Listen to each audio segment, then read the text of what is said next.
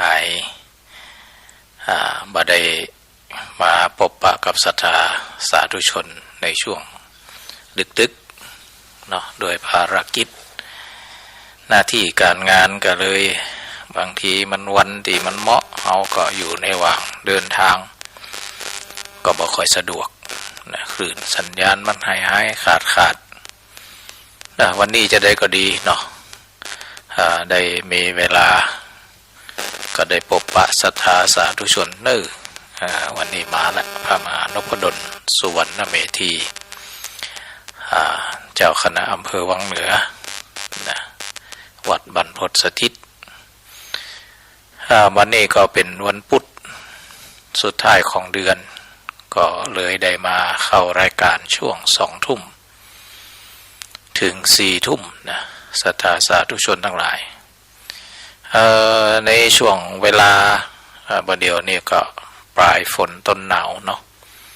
ปลายฝนนี่ก็รู้สึกว่าฟ้าฝนพายุเข้ามาหลายลูกประดังเข้ามานะพอมันดินมันอิ่มน้ำแล้วฝนตกนักก็ท่วมหันท่วมนี่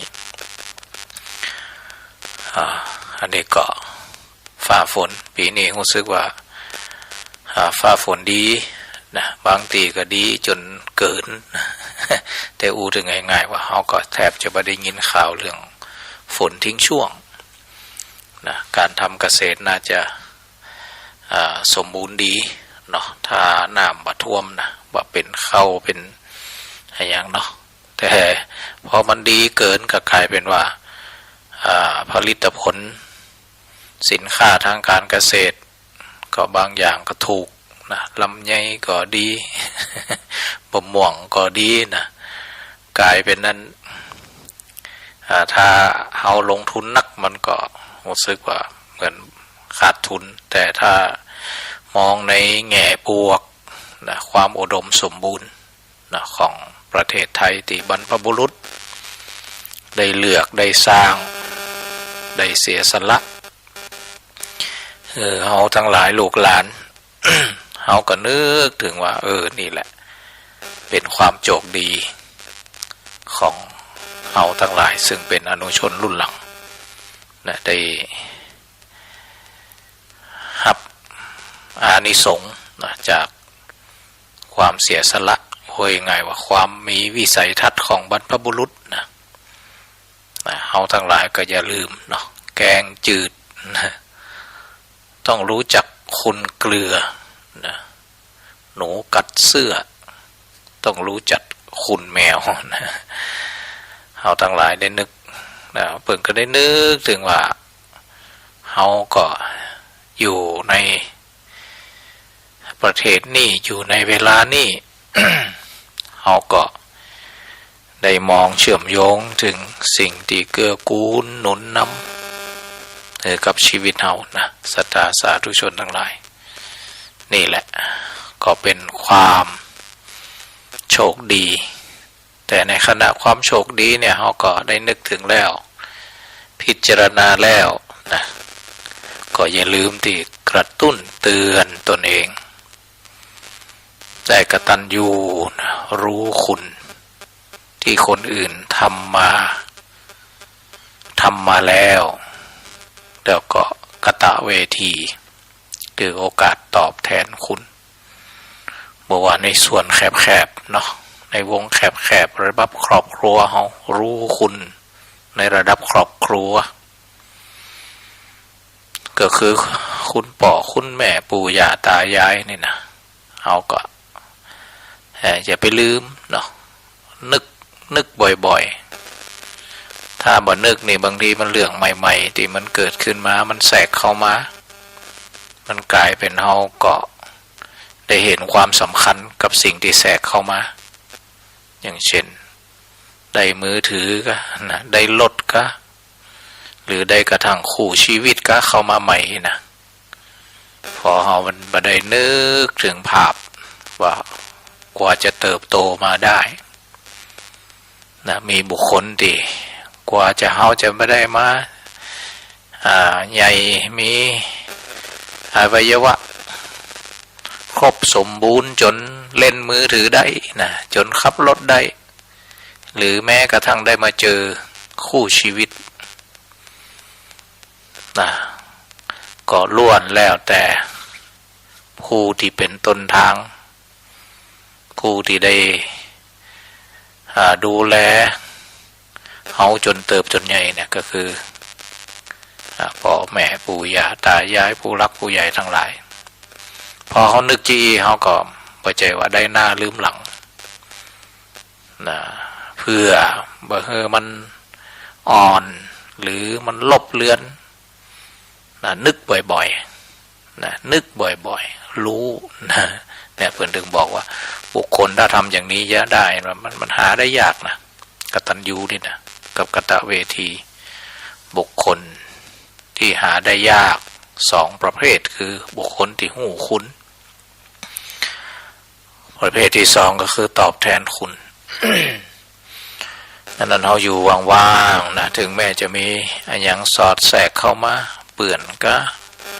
คนหักก็หรือสิ่งอำนวยความสะดวกมันสอดแทรกเข้ามาในชีวิตเขาก็ต้องเวลา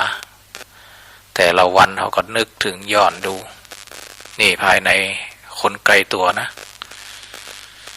ไกลมาแหมในโรงเรียนนะโอ้ที่เขาอ่านหนังสือได้อ่านตัวอักษรที่จะใจนั่นใจนี่ในเวลาเขาขับรถอ่านป้ายได้ในเวลาเขาเล่นมือถืออ่านได้เขาก็จ้องดูว่าคนที่ปูพื้นฐานเนี่ยกับเขานะจับมือเขาเขียนแต่ก่อนเนี่ยก็ไก่ขอไข่อ่านมาได้เขาก็ไปเฮียนหูตีบ้านของตีครูบาอาจารย์ของกว่าจะมีเครื่องมือในการใช้ชีวิตนี่หันหรือยังว่าถ้าเขาบ่นึกนะมันพออันอื่นแทรกเข้ามามันก็จะลบเลือนถูกทิ้งถูกลบหายไปจากวงจรเหล่านี้พอมันลบหาย ความกตัญญูหูคุ้นมันก็หายไปหายไปตัวพอบอกหูคุ้นก็ยากที่จะตอบแทนคุณได้ดังนั้นคนจะสังเกตว่าเตียนดูแลพ่อแม่ดีนะมักจะมีเรื่องเราเนี่ยไม่ลบเลือนหายจากความทรงจำแต่บางท่านเนี่ยบางทีครอบครัวใหม่ก็มักจะเอาพ่อเอาแม่ได้ยินข่าวนะไปปล่อยข้างถนนปล่อยตามวัดตามว่าปล่อยบ้านพักคนชราบอกไงนะเพราะว่าพอคนอื่นแทรกเข้ามาภาพหรือความทรงจำดีๆนะที่พ่อแม่เคยทำไว้มันก็ถูกลบไปพอลบไปปุ๊บเนี่ยมันก็บริหารจัดการชีวิตในเรื่องคุณธรรมมันเข้มแข็งมันก็บ่ปรากฏคุณธรรมมันถูกกลบมันถูกลบไปเสียวงจรชีวิตในการนึกถึงความดีบ่อยๆก็เพื่อนี่แหละศรัทธาสาธุชนทั้งหลายให้มันมั่นคงให้มันมีพลังนะให้มันมั่นคงให้มันมีพลังแต่ถ้าเอาบ่นึกนะเพราะว่าในส่วนไหนเนาะส่วนของคุณงามความดีของคน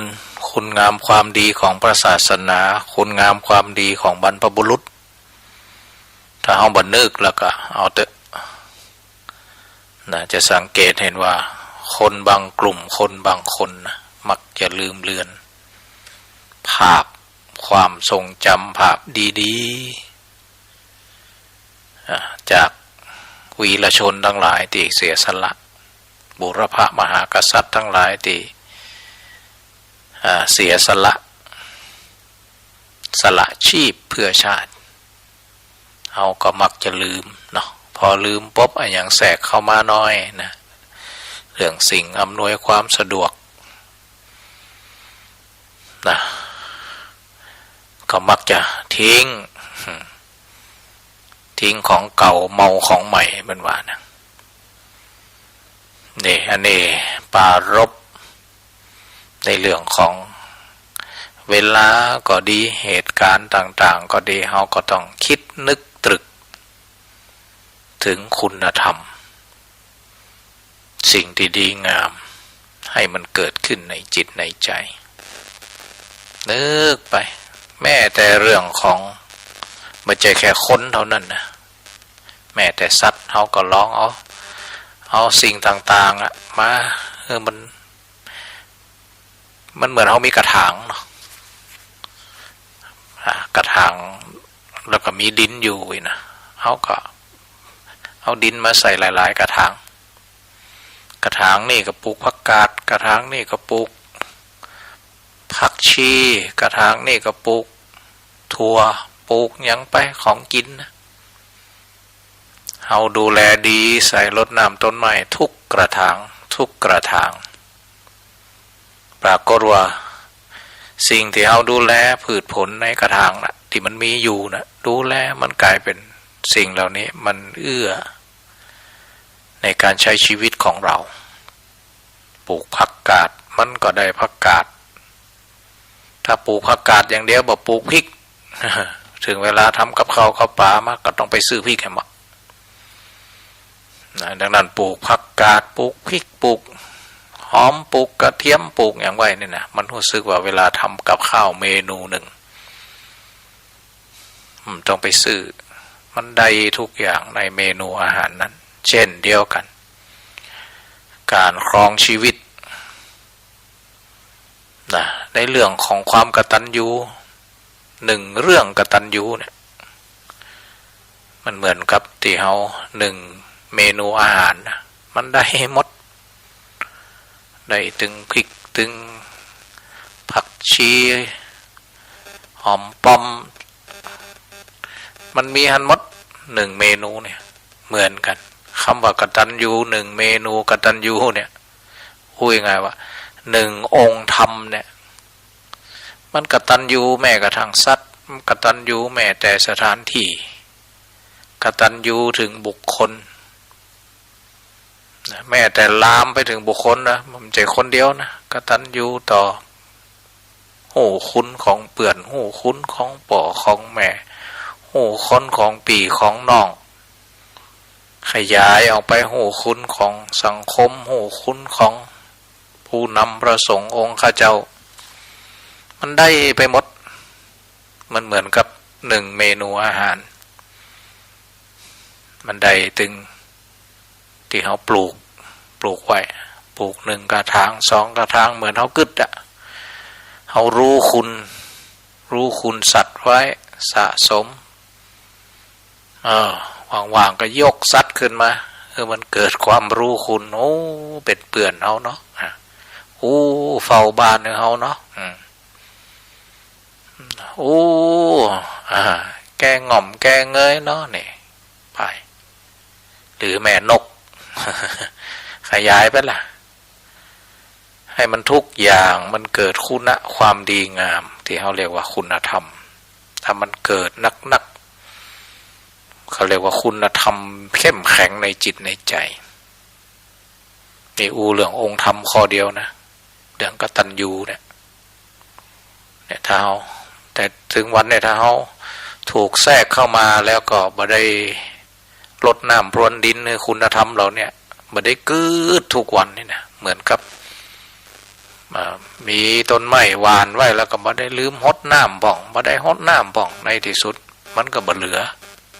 มันก็ตายหมดศรัทธาญาติโยมทั้งหลายนี่เขาก็ต้องกึดนะ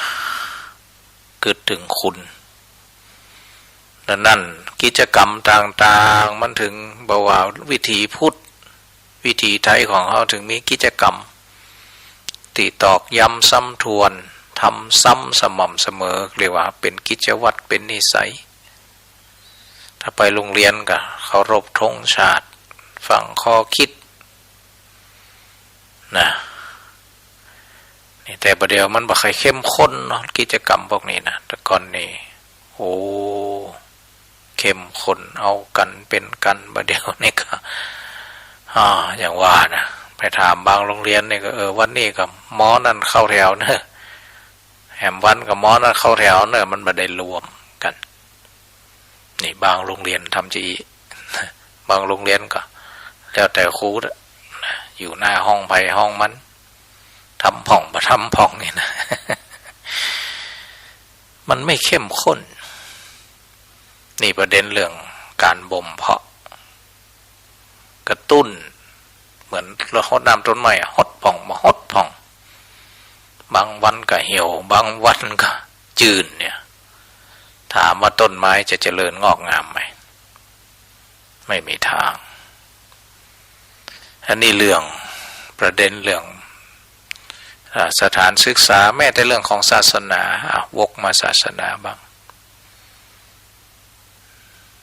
ถ้าเอาทำไมแต่ก่อนต้องเป็นวิถีชีวิตต้องประจำวันสวดมนต์ก่อนนอนใส่บาตรทำบุญใส่บาตรทุกวันหน้าบ้านเนี่ยวิถีชีวิตวิถีไทยวิถีธรรมวิถีพุทธเนี่ยมันเป็นนิสัยทำไมต้องทำเป็นนิสัยก็เพราะเกี่ยวกับกิเลสตัณหาเนี่ยมันงอกเงยถึงวันนะในเมื่อมันงอกเงยถึงวันถ้าเอาบ่าปลูกฝังเรื่องเขาเรียกว่าอกุศลเนาะถ้าเอาบ่ปลูกฝังเรื่องกุศลนะเพื่อขัดเกลาเพื่อไล่ออกเพื่อควบคุมนะตัวถ้าภาษาจิตวิทยาเขาเรียกว่าตัวซูเปอร์อีโก้เป็นพลังแห่งศีลธรรมเนี่ยมันจะไปปราบมันจะควบคุมตัวอิทธิตัวตัณหาตัวสัญชาตญาณดิบดังนั้นเรามีวิถีพุทธเนี่ยมันเป็นเรื่องของทุกวันสวดมนต์นั่งสมาธิแต่ก่อนมันมีห้องพระเนาะแต่ประเดี๋ยวคนบ่เข้าใจไงพออื่นแทรกเข้ามาก็เนี่ยห้องพระไม่มีก็ได้เนี่ยก็มันก็เลยว่าจะนั่งสมาธิสวดมนต์ก็แค่วันพระวันแต่ก่อนแต่ก็7 ค่ำ8 ค่ำ14 ค่ำ15 ค่ำนี่นะแต่ประเดี๋ยวเนี่ยต้องหายากละเอาให้เหมาะนะนอกจากบ้านบ่มีห้องพระที่เนี่ยมันเป็นเรื่องของอย่างที่ป้าลบตะกี้ว่าต้นไม้ที่เขาปลูกพักปลูกไม้ถ้าบ่ค่อยฮดน้ำมันก็บ่เจริญบางทีก็ตายไปเลยนะปลูกผักกาดไว้ก็บ่ฮดน้ำปลูกพริกก็บ่ฮดน้ำในที่สุดจะมาทำเมนูกับข้าวกับปลาถ้าฮดน้ำเนี่ยมีผักกาดมีพริกมีหอมมีกระเทียมมีสะปะใส่ในเมนูกับข้าวบ่ต้องเสี่ยงตั้งสักบาทเพราะดูแลเพราะเรามีต้นทุนที่ได้ทำสม่ำเสมอดูแลแต่ทำได้ทำจะแกงผักกาดอย่างบะหมี่ซักอย่างต้องซื้อถึงนั้นเหมือนกันเรื่องความกตัญญูกตเวทีถ้าเฮาบ่มีวิถีชีวิตปลูกฝังทำซ้ำจนเจริญงอกงามนะจะเหมือนกับที่เฮาอย่างว่านะปลูกผักกาดบ่ได้ฮดน้ำบ่ดูแลในที่สุดมาทำกับข้าวมาก็ต้องซื้อเหมือนกันเวลาละเอกละอ่อนเขาจะมาเรียกร้องความกตัญญูค่ะมันตึงมีนะจะเลี้ยงโดยเงิน เป็นลูกดาวไถนะมันอยู่ในโลกเนี่ยมาจากมนุษย์ต่างดาวอย่างดาวไถ มันสนนะที่ว่าพ่อแม่ลำบากเนอะหูคุณหู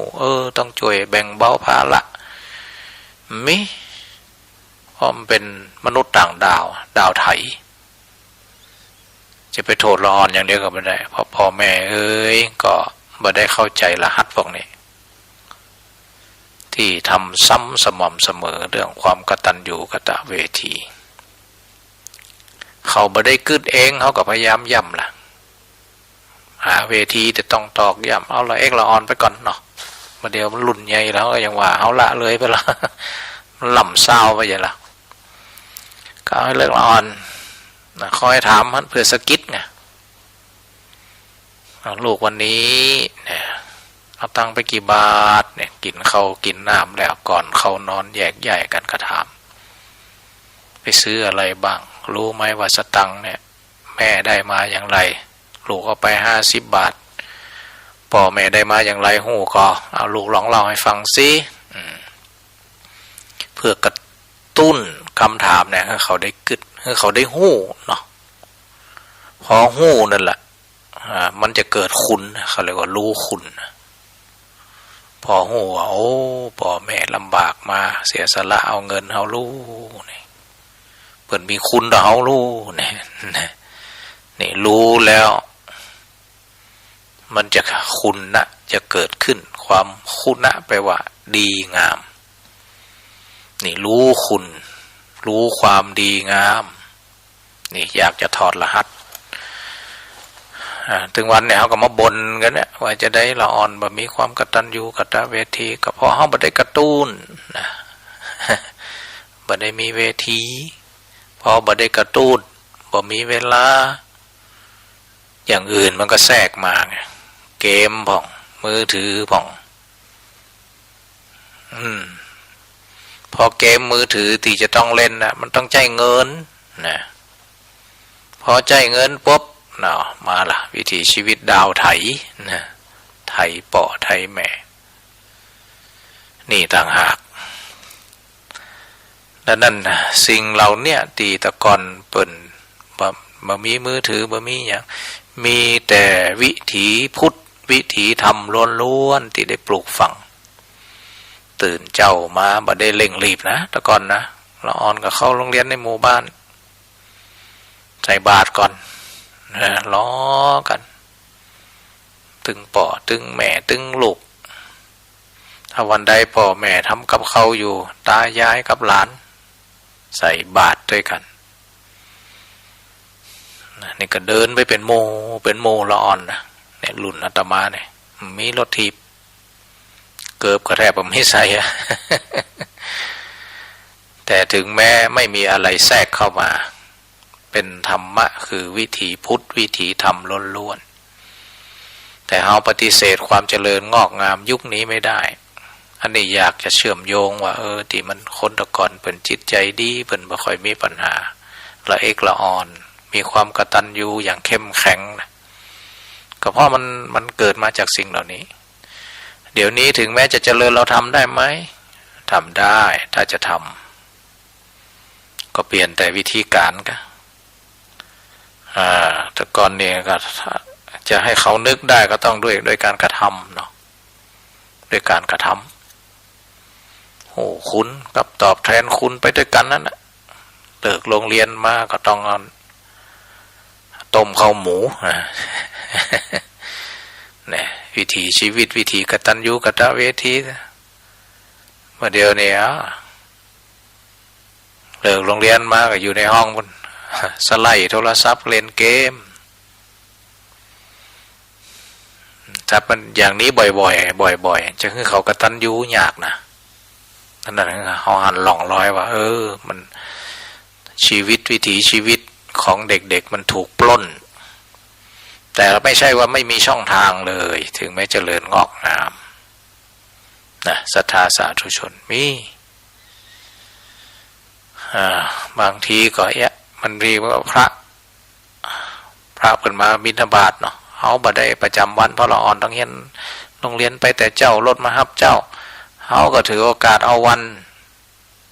นเสาร์วันอาทิตย์นี่ก็ได้นี่ถึงแม้จะไม่ทุกวันนะเสาร์อาทิตย์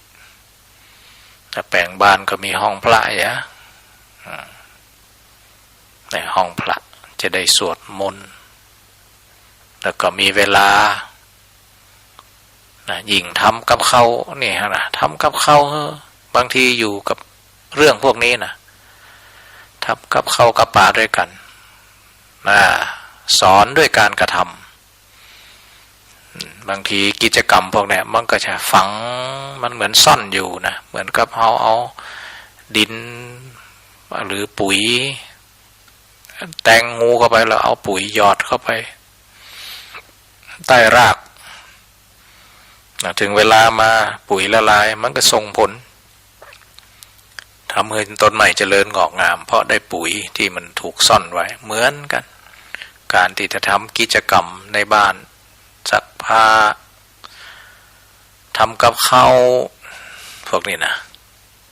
เหมือนกับไม่สอนไม่ได้สอนว่ากตัญญูคืออะไรลูกอะไรนะแต่ว่าทำกิจกรรมร่วมกันสิ่งเหล่านี้ถึงเวลามาเหมือนกับปุ๋ยมันละลายแล้วนะถึงเวลามานะปุ๋ยที่มันหยอดที่เขาแต่งดินเข้าไปแล้วเอาหยอดเข้าไปนะมันละลายปั๊บมันจะส่งผลต่อความเจริญงอกงามเหมือนกันละอ่อน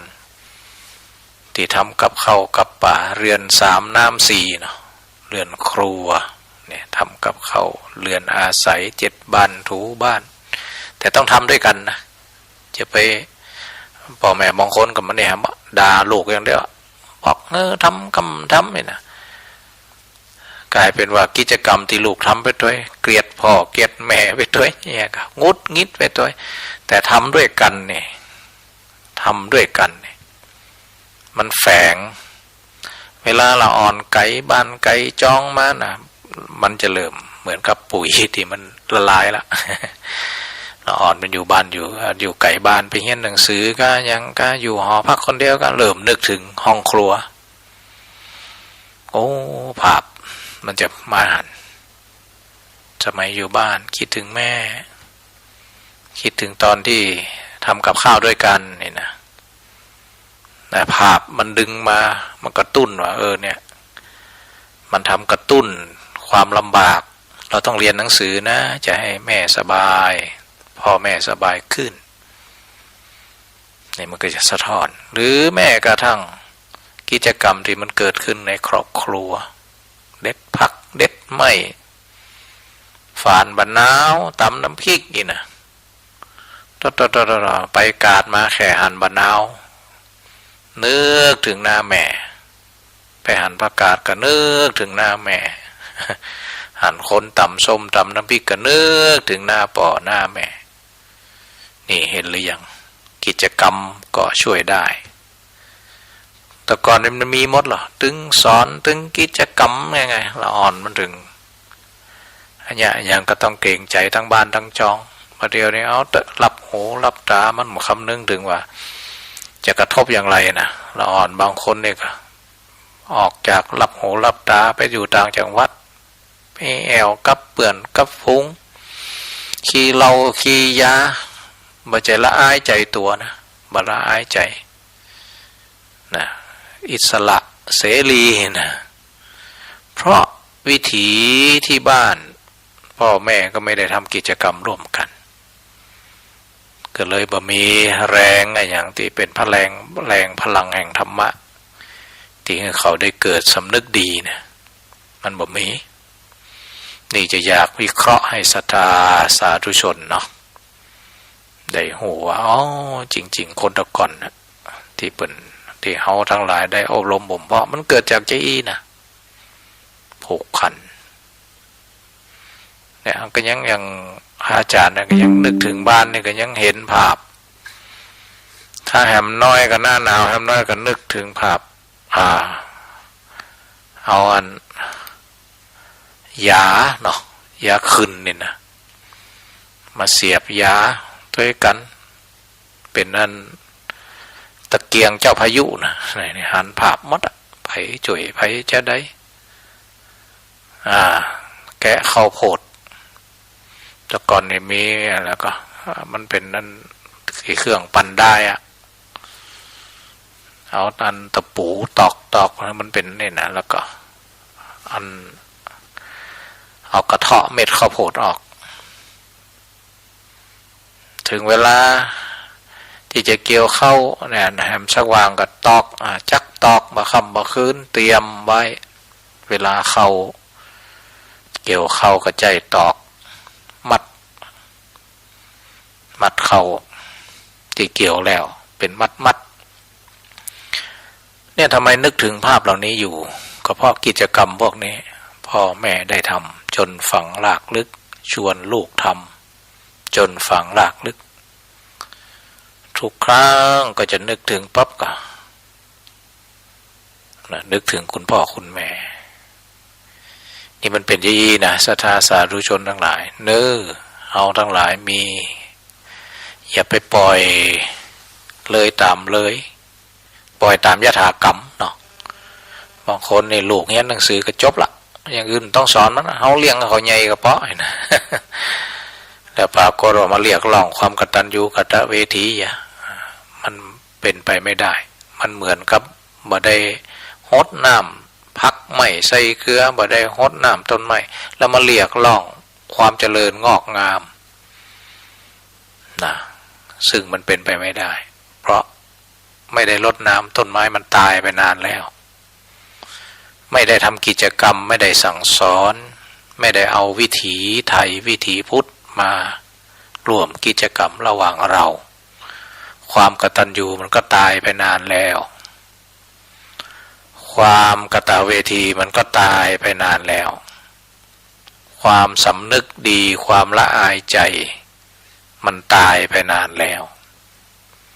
จะไปเรียกร้องอย่างกำลังอันนี้ก็ปารภเพื่อเราได้เห็นจุดบางจุดนะจริงๆมันรายละเอียดของชีวิตถ้าเรานึกแต่เราจะเห็นต้นสายปลายเหตุว่าความเป็นมาเป็นไปของสังคมทุกวันนี้เพราะมันเป็นอย่างนี้เราจะไปบางทีเขาโทษสังคมอย่างเดียวไงแต่ไม่โทษภารกิจที่เราละเลยที่ผู้หลักผู้ใหญ่คนในครอบครัวละเลยบางคนอยากจะทำแต่ไม่รู้จะทำยังไงสเปะสปะนะอยากจะให้ลูกกตัญญูสอนจะได้ดีฮะสอนไม่เป็นด้วยบางคนนี่อยากมีกิจกรรมมีเวลาเหมือนกันนะแต่ทำไม่ถูกก็มีค้นหาวันนี้อาจจะมีมุมมองอาจจะเป็นกุญแจดอกหนึ่งนะเพื่อศรัทธาญาติโยมได้เห็นไผมีลูกมีหลานตั้งแต่น้อยๆก็ทำไปเถอะนะสิ่งที่เขาทำไปกุศโลบายจากวิถีพุทธวิถีไทยวิถีธรรมหรือแม้กระทั่งน้ำจิตน้ำใจเนาะ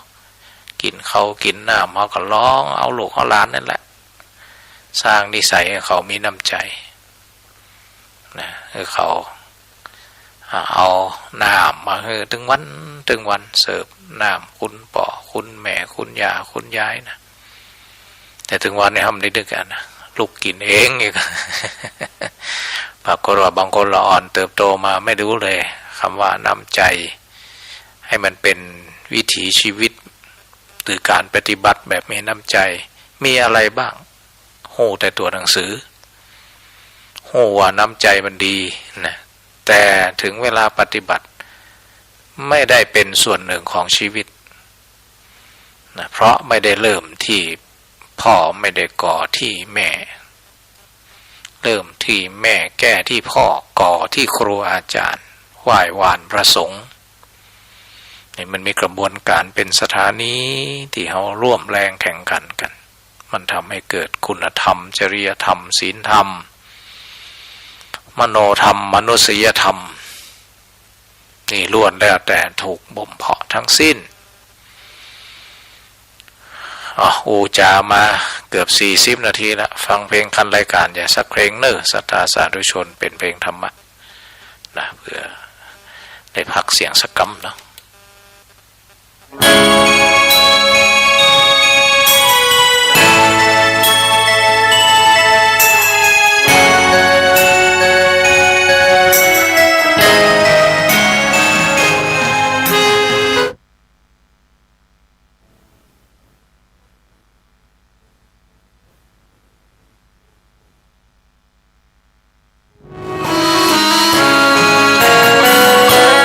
อะไรที่ชื่อ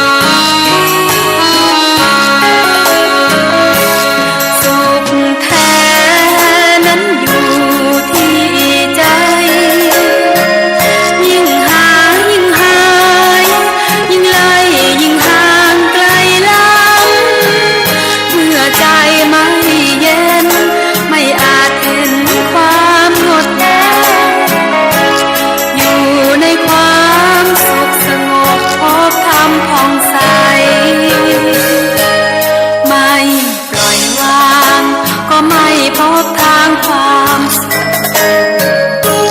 เมื่อแบกทุกข์ไม่วางจะสุขอย่างไรวัฏฏะสงสารยิ่งนานยิ่งนานเนิ่นแท้สุขแท้นั้นมีที่ใจสงบพบพระนิพพาน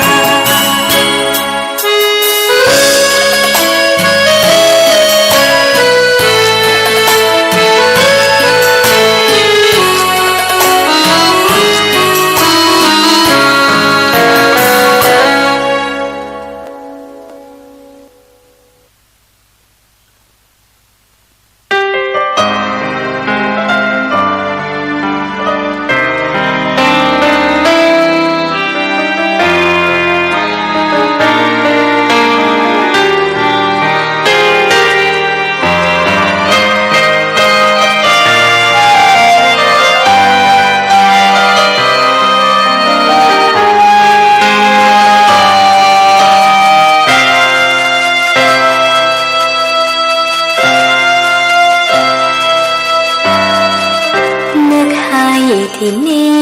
ตรงนี้นั้นมีเพียงเราผู้ปลอดโปร่งโล่งเบาว่างสงบเย็นเป็นมุมสงัดที่หลบมาเรียกเร้นให้วันนี้เป็นวันของพระธรรมวันไม่มีญาติมีเพื่อนบ้านเรือนการงานไม่มีลูกมีหลานว่างเบาสุขล้นลอยใจ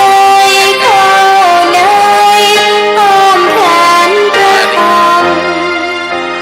นี่คือความงดงามของชาวพุทธเราทุกคนนำความร่มเย็นกลับคืนเรือนชานเป็นของฝา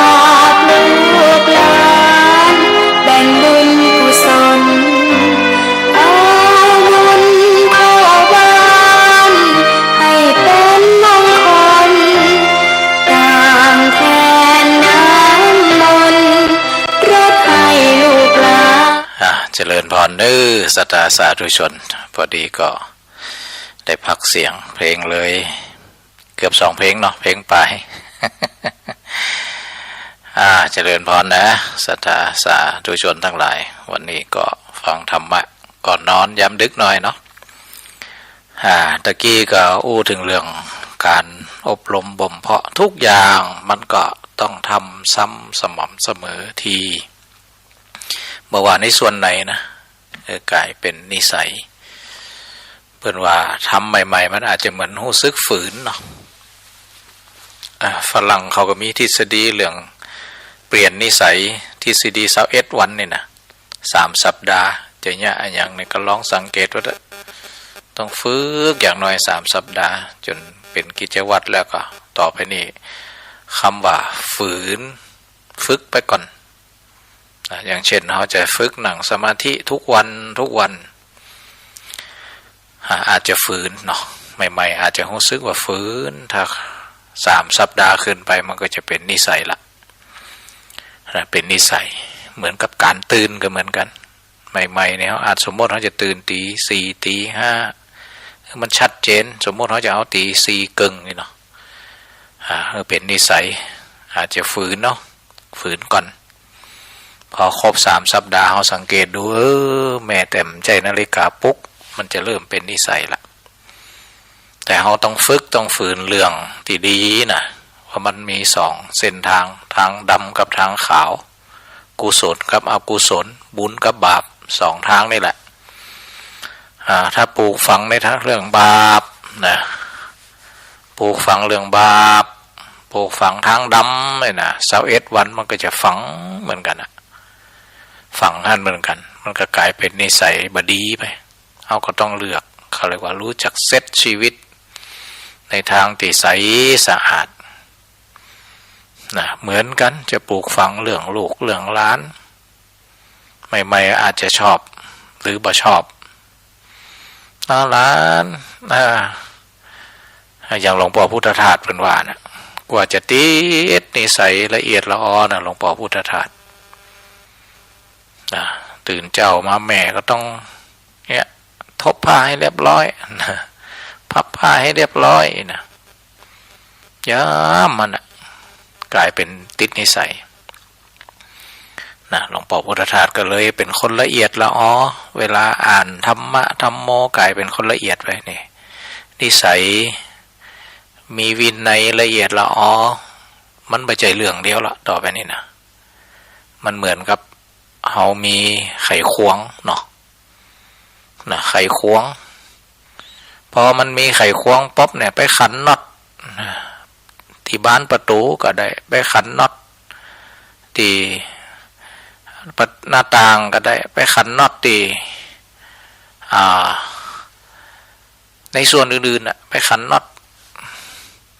ที่หัวบ้านก็ได้นี่เพราะมีไขควงแล้วนิสัยดีๆก็เหมือนกันพอพ่อแม่ได้ปลูกฝังให้เขานิสัยละเอียดละออเรียบร้อยนะอย่างนั้นแม่ของหลวงพ่อพุทธทาสเพิ่นได้ปลูกฝังลูกนะเรียบร้อยละเอียดละออเรื่องผ้าตีนอนกลายเป็นว่านิสัยละเอียดละออมั่นใจเฉพาะตีนอนเท่านั้นเอาไปใจตอนอ่านหนังสือตอนนั้นหลวงพ่อพุทธทาสถึงสรุปพระไตรปิฎกหรือวิพากษ์วิจารณ์เวลาอ่านหนังสือพระไตรปิฎกลึกซึ้งมากเลยนะจัดหมวดหมู่พระไตรปิฎกออกมาถอดรหัสภาษาคนภาษาธรรมภาษาคนว่าจะอีภาษาธรรมว่าจะอีนะกลายเป็นว่าเนี่ยความละเอียดที่พ่อแม่ได้ปลูกฝังเรื่องตีพักตีนอนกลายเป็นว่าเหมือนไขควงเอาไปใจมันเหมือนใจตีเดียวอันนี้ความละเอียดละออรอบขอบมาใจตีเดียวใจทุกมิติของชีวิตเนี่ยถ้าปลูกฝังบัลละเลยเฮาก็เหมือนกันสัทธาญาติโยมไม่ใจปลูกฝังเรื่องศีลอย่างเดียวนะดังนั้นเฮาก็เป็นชาวพุทธก็ต้องปลูกฝังพระพุทธเจ้ายกย่องอย่างผ่องเฮาก็ต้องปลูกฝังเรื่องนั้นปลูกฝังเรื่องศีลเรื่องสมาธิเรื่องภาวนาสมาธิก็ต้องปลูกฝังภาวนาแต่เฮาถึงวันในทานปลูกฝังเรื่องทานศีลบ่ค่อยเท่าใดภาวนาก็ห่างไกลดังนั้นเราต้องปลูกฝังแม้แต่เรื่องทานศีลภาวนาทานมันเป็นเรื่องของฝึกเรื่องรู้จักเสียสละรู้จักขจัดความตนีทีเหนียวความยึดมั่นถือมั่นเนาะอันนี้รู้จักเฮืออันนี้วันนาวันตามันโตขึ้นเฮาทั้งหลายก็เป็นคนที่มีน้ำใจเพราะจากการทำทานใส่บาตรทำบุญทำทานพาป่ากฐินเนี่ยมันก็ได้อยู่ที่เฮาทั้งหลายได้เห็นภาพว่าเฮาได้สืบสานพระศาสนาได้สร้างวัดสร้างวาเพราะอันเกิดจากปลูกฝังเรื่องนิสัยการให้ทานรักษาศีลอันนี้ก็พอเราได้นะวิเคราะห์เพราะมันเป็นเรื่องของ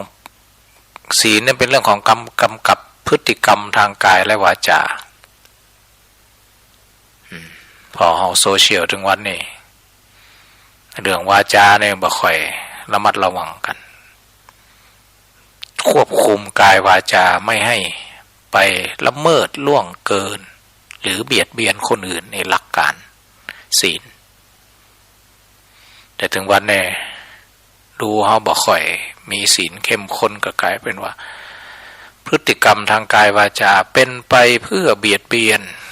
วาจาก็ไปเบียดเบียนแต่ก่อนในการเบียดเบียนทางวาจามันมีข้อจำกัดนะสัทธาสาธุชน มันมีข้อจำกัดเจริญพรมีโทรศัพท์เข้ามา ก็เป็นอย่างเดียวสักกามก็ได้เนาะก็ได้ฟังธรรมะที่พระอาจารย์ได้ปรารภก่อนนะได้ปรารภธรรมะก็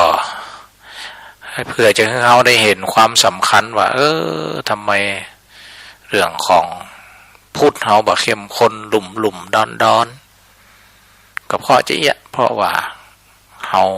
บ่สม่ำเสมอในเรื่องของการสร้างวิถีพุทธการปฏิบัติตามวิถีพุทธหรือทำบ่ครบนะทำทานแต่ลืม เรื่องศีลปลูกฝังจนเป็นนิสัยเรื่องวาจานะเราสังเกตเห็นนะแต่ก่อนนี่เป็นมีข้อจำกัดในเรื่องของคนเราจะไปละเมิดคนอื่นนะวงจำกัดได้ทกได้เถียงได้หว่ากันจบละแต่มาเรียวมันจะอันนะทกเถียงกันยังพอนะมันมีไลน์มีเฟซ มี YouTube นะใส่กันไปชุดอยู่นะได้ลองเรียนไปทางโทรทัศน์สปานะนี่นะการเบียดเบียนนี่เพราะแต่ละคนมันศีลไม่เข้มข้นศีลไม่ตั้งมั่นอาทิศีลังปฏิทิตาเนี่ยศีลเป็นเบื้องต้นเป็นฐานเป็นที่ตั้งของธรรมะข้ออื่นๆด้วยนะเพราะศีลเนี่ยมันเกิดจากเจตนาความจงใจศีลเกิดจากความระมัดระวังคนเฮาถ้าบ่มีเจตจำนงมุ่งตรงต่อความดีนะหรือไม่เกิดความระมัดระวังก็มันบ่ได้เป็นฐานหรือเกิดสมาธิแต่ถ้าเรารักษาศีลเข้มข้นเกิดเจตจำนงตั้งใจแล้วก็สำรวมกายวาจาระมัดระวังพอฝึกหัดขัดเกลาเรื่องพวกนี้เป็นพื้นฐานแล้วปรากฏว่าเป็นบันไดเป็นเบื้องต้นเป็นที่ตั้งแห่งสมาธิได้ดีขึ้นนี่มันเป็นรอยต่อมันเหมือนกับวิ่งพลัดเนาะ ไม่หนึ่งมันก็ส่งต่อไปไม่สองไม่สองมันก็ส่งต่อไปไม่สามนะแต่ถึงวันเนี่ยมันไม่แหลกกับเขาลุบตุบตับหัวขมั่มบนอย่างแล้ว เบื้องต้นมันก็มาเอาไหนนะหรือบางคนไม่แหลกดีไม่สองก็ตนลนโบหมายความว่าทำทานดี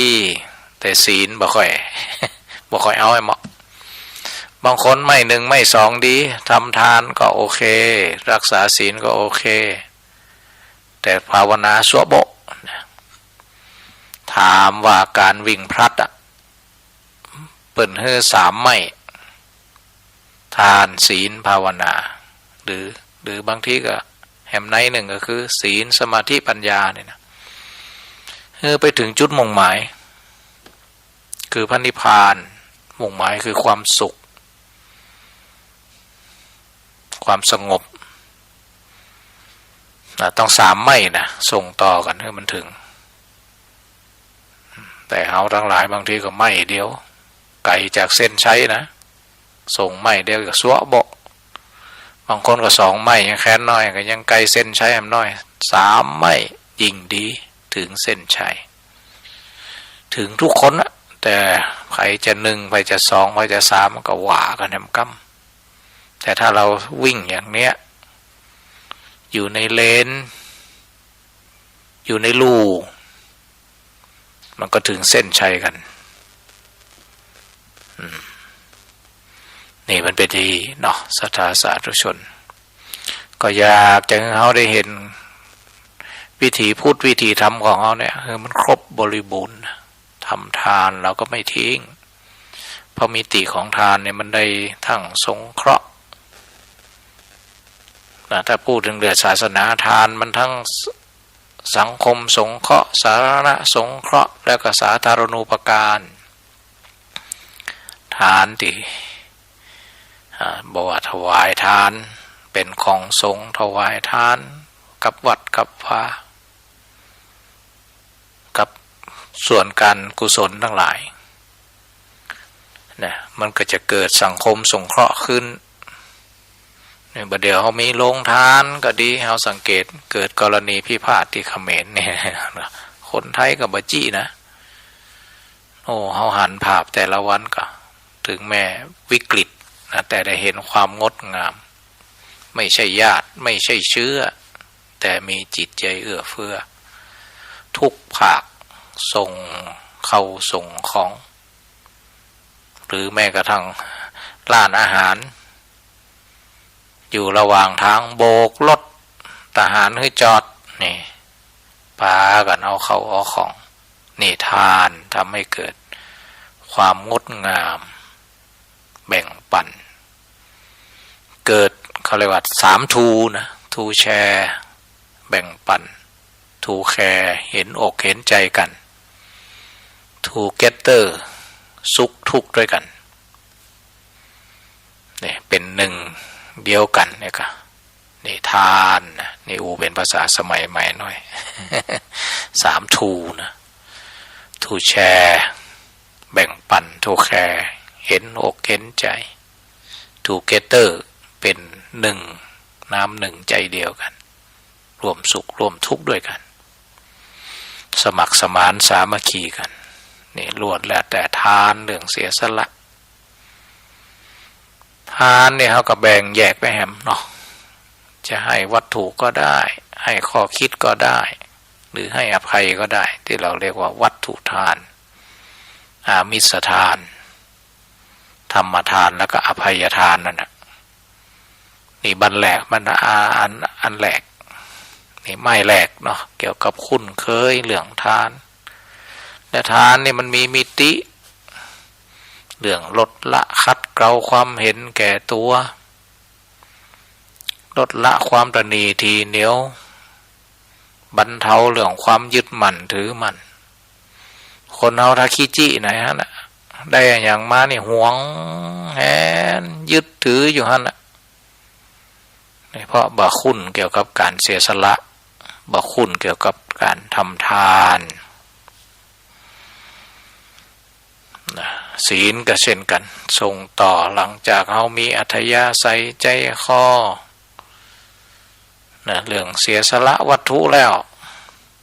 รักษาศีลก็ง่ายขึ้นนะบางคนก็ลองอันติดหันติดนี่บอกจะไปรักษาศีลอุโบสถก็ยากนะจะไปนอนวัดก็ยากเพราะอย่างห่วงหันห่วงนี่ ห่วงตีอยู่ตีกินตีนอนนะแต่เสียสละบางทีก็ของกินล้ำๆเอาหูจักเฮือเสียสละไปนะวันนาก็จะเข้าวัดมันก็ง่ายไงบัดติดบัดยึดนี่มันเป็นที่มันเป็นอัธยาศัยที่เครื่องมือในการขัดเกลามนุษย์เฮาก็มีธรรมะต่างๆที่เฮาได้คุ้นนั่นน่ะบางทีมันเป็นตัวธรรมะแต่มันเป็นวิถีชีวิตที่เฮาทั้งหลายได้หูได้หันนะมันสอดแทรกไว้ในงานศพผ่องสอดแทรกไว้ที่งานปล่อยหลวงผ่องนี่นะมันถึงมีอันหมดเรื่องพวกนี้มันเหมือนกับมันถ้วยนั่นนะกิจกรรมพวกนี้บางทีมันเป็นวิถีชีวิตที่เราเรียกว่าวัฒนธรรมนะมันเป็นวิถีชีวิตเป็นวิถีพุทธบางทีเอาถ้าจะไม่แยกแยะว่าทานศีลภาวนาแต่เอาเข้าแล้วมันได้บ่มเพาะผสมผสานมาจนเป็นวัฒนธรรมแต่ว่ามันก็ลักษณะเด่นมันแตกต่างกันไปถามว่าเวลาเขาเข้าวัดฟังธรรมมันก็เกิดสมาธิเหมือนกันนะจิตใจก็บ่ได้วอกแวกบ่ได้คิดไปนอกนั่นนอกนี่บ่อาฆาตพยาบาทในขณะที่ไหว้พระหับศีลมันก็เกิดภาวนาแบบอ่อนๆเหมือนกัน แบบอ่อนๆแต่พอกิเลสตัณหาของเขามันหนักอ่ะมันเหมือนไฟที่มันไหม้บ้านแล้วมันไฟมันแห้งเขาจะไปใจน้ำแบบในขันฮอดเน่าอยู่ก็ต้องลดดับเพลิงหมดนะเหมือนกันโลภโกรธหลงบางทีมันเหมือนไฟที่กองใหญ่นะจะมาใจวิธีสวดมนต์ธรรมดามันเอาบ่อยู่นะแค่คำว่าภาวนาเกิดสมาธิจิตในขณะหับศีลบางทีมันกิเลสบางตัวมันเอาบ่อยู่มันบ่ถึงเนาะมันเหมือนยาฆ่าหญ้าเนี่ยค่ะหญ้าระดับหักตื่นมันตายหมดอะแต่ระดับต้นไม้มันสะทกสะท้านเพราะมันอยู่ลึกพอมันอยู่ลึกก็ต้องวิธีการจัดการกับแฮมแบบหนึ่งจะไปพ่นบนดินต้นไม้ใหญ่มันก็มาตายเหมือนกันกิเลสตัณหาที่มันอยู่ในอนุสัยเรียกว่าอนุสัยที่มันดองสันดานลึกจะไปใจแค่ภาวนาระดับสมาธิที่มันเกิดจากการสมาทานศีลเกิดจากฟังเทศฟังธรรมบางทีมันเอาไม่อยู่เขาก็ต้องใจวิธีภาวนาจริงจังมันถึงจะเกิดผลนี่เขาเป็นชาวพุทธก็ต้องเข้าใจศาสตร์พวกนี้นะศรัทธาสาธุชนก็ต้องให้เวลาตัวเก่ามันใจว่าหับไม้มาเอาไม้หนึ่งก็พอละถ้าใครถึงเส้นชัยเป็นเนี่ยเพิ่นบอกว่าต้อง3 ไม้เขาก็ต้องถึง3 ไม้ที่จะวิ่งให้มันถึงเส้นชัยทั้งทานทั้งศีลทั้งภาวนาภาวนาเนี่ยมันก็เลยว่ามันคอนเซปต์คล้ายๆกันนะองค์ธรรมที่ศีลสมาธิปัญญาถ้ามันมีคำว่าภาวนาในทานศีลภาวนาเนี่ยมันเป็นได้ทั้งสมาธิแล้วก็ปัญญาภาวนาถ้ามีคำว่าทานศีลภาวนานะมันก็เป็นเรื่องของหลักธรรมที่เรื่องของไม้ส่งไม้ที่สำหรับฝึกอุปนิสัยพัฒนาเรื่องคุณธรรมจริยธรรมมโนธรรมศีลธรรมทั้งสิ้นนะดังนั้นเห็นหรือยังศรัทธาสาธุชนทั้งหลายว่าเขาก็ต้องเป็นชาวพุทธก็ต้องวิถีพุทธให้มันครบถ้วนมาเดี๋ยวในกันละวัดให้มองอย่างเปิดว่านะ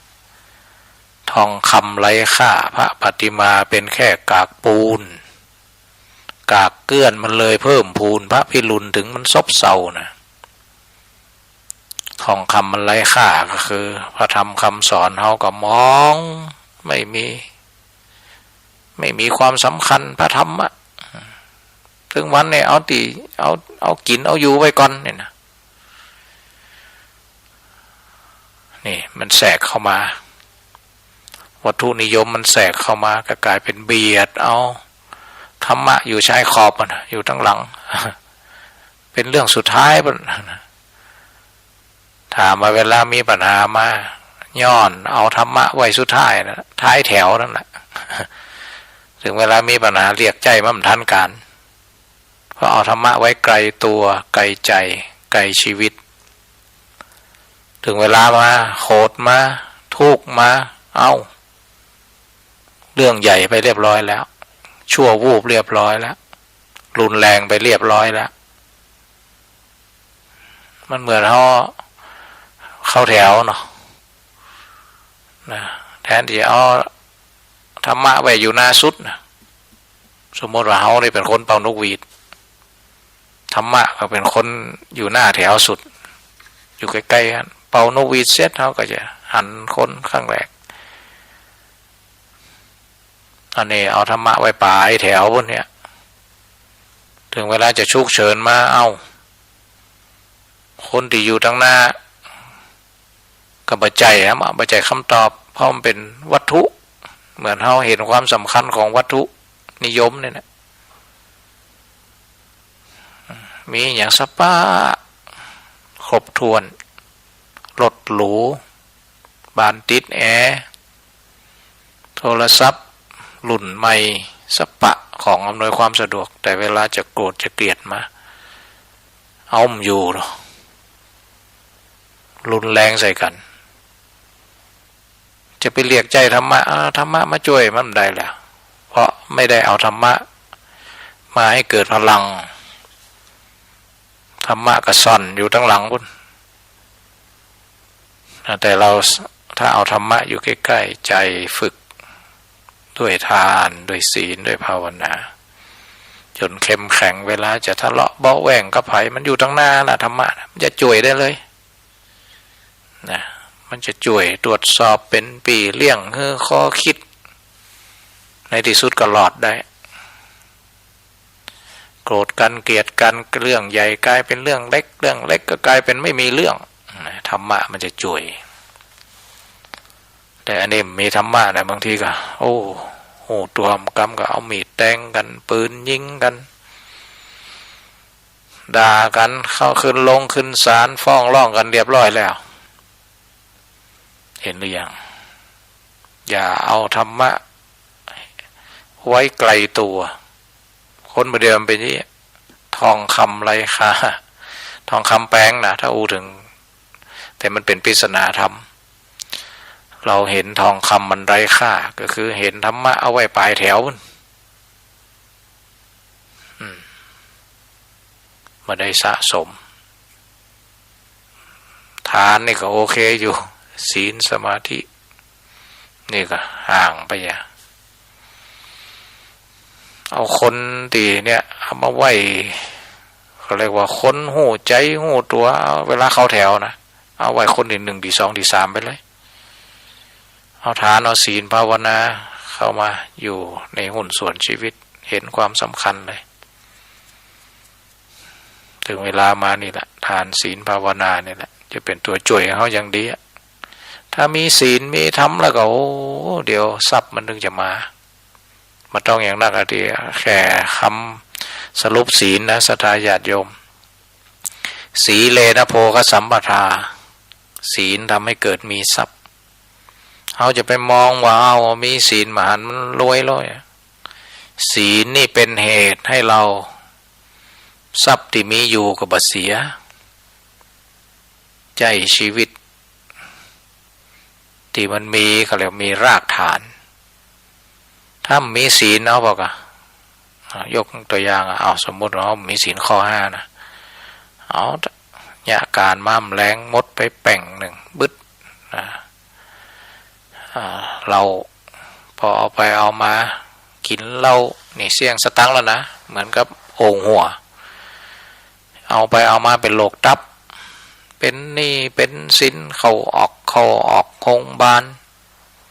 ตรงกันข้ามที่คนเป็นมีศีลสุขภาพดีเหมือนกันคนที่มีศีลข้อ3นะ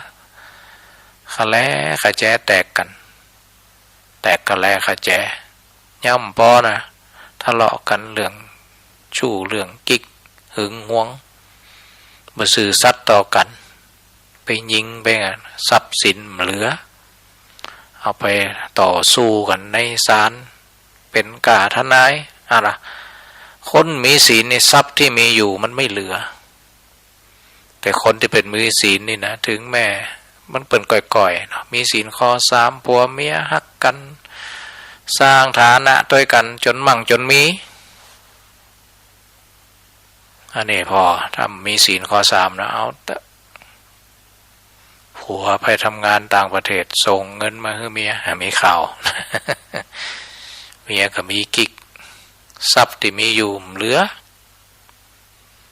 นี่หันหรือยังปีกมาเผลอสามีแค้นเอาปืนยิงยะทรัพย์ไม่เหลือชีวิตก็ไม่เหลือนี่หันหรือยังจะไปตีข่าแค่ฉาบฉวยว่าถ้ามีศีลแล้วมันมีเงินสมะเนี่ยมันค่อยๆเป็นวางรากฐานอย่างมั่นคงนี่มันเป็นดีมีศีลมีธรรมะเอามาอยู่แถวหน้าอยู่ใกล้ๆเอ เอาก่อยๆกวักหูกวักหันก็คนเข้าแถว3 คนกวักได้เลยแต่ถ้าอยู่ปลายแถวแล้วก็ทองคำไร้ค่าเห็นธรรมะเป็นสิ่งที่ไร้ค่าพระปฏิมาเป็นแค่กากปูนเป็นยังไงพระพุทธเจ้าเป็นแค่กากปูนแต่ก่อนพระพุทธเจ้าเนี่ยเป็นหลายๆอย่างเอา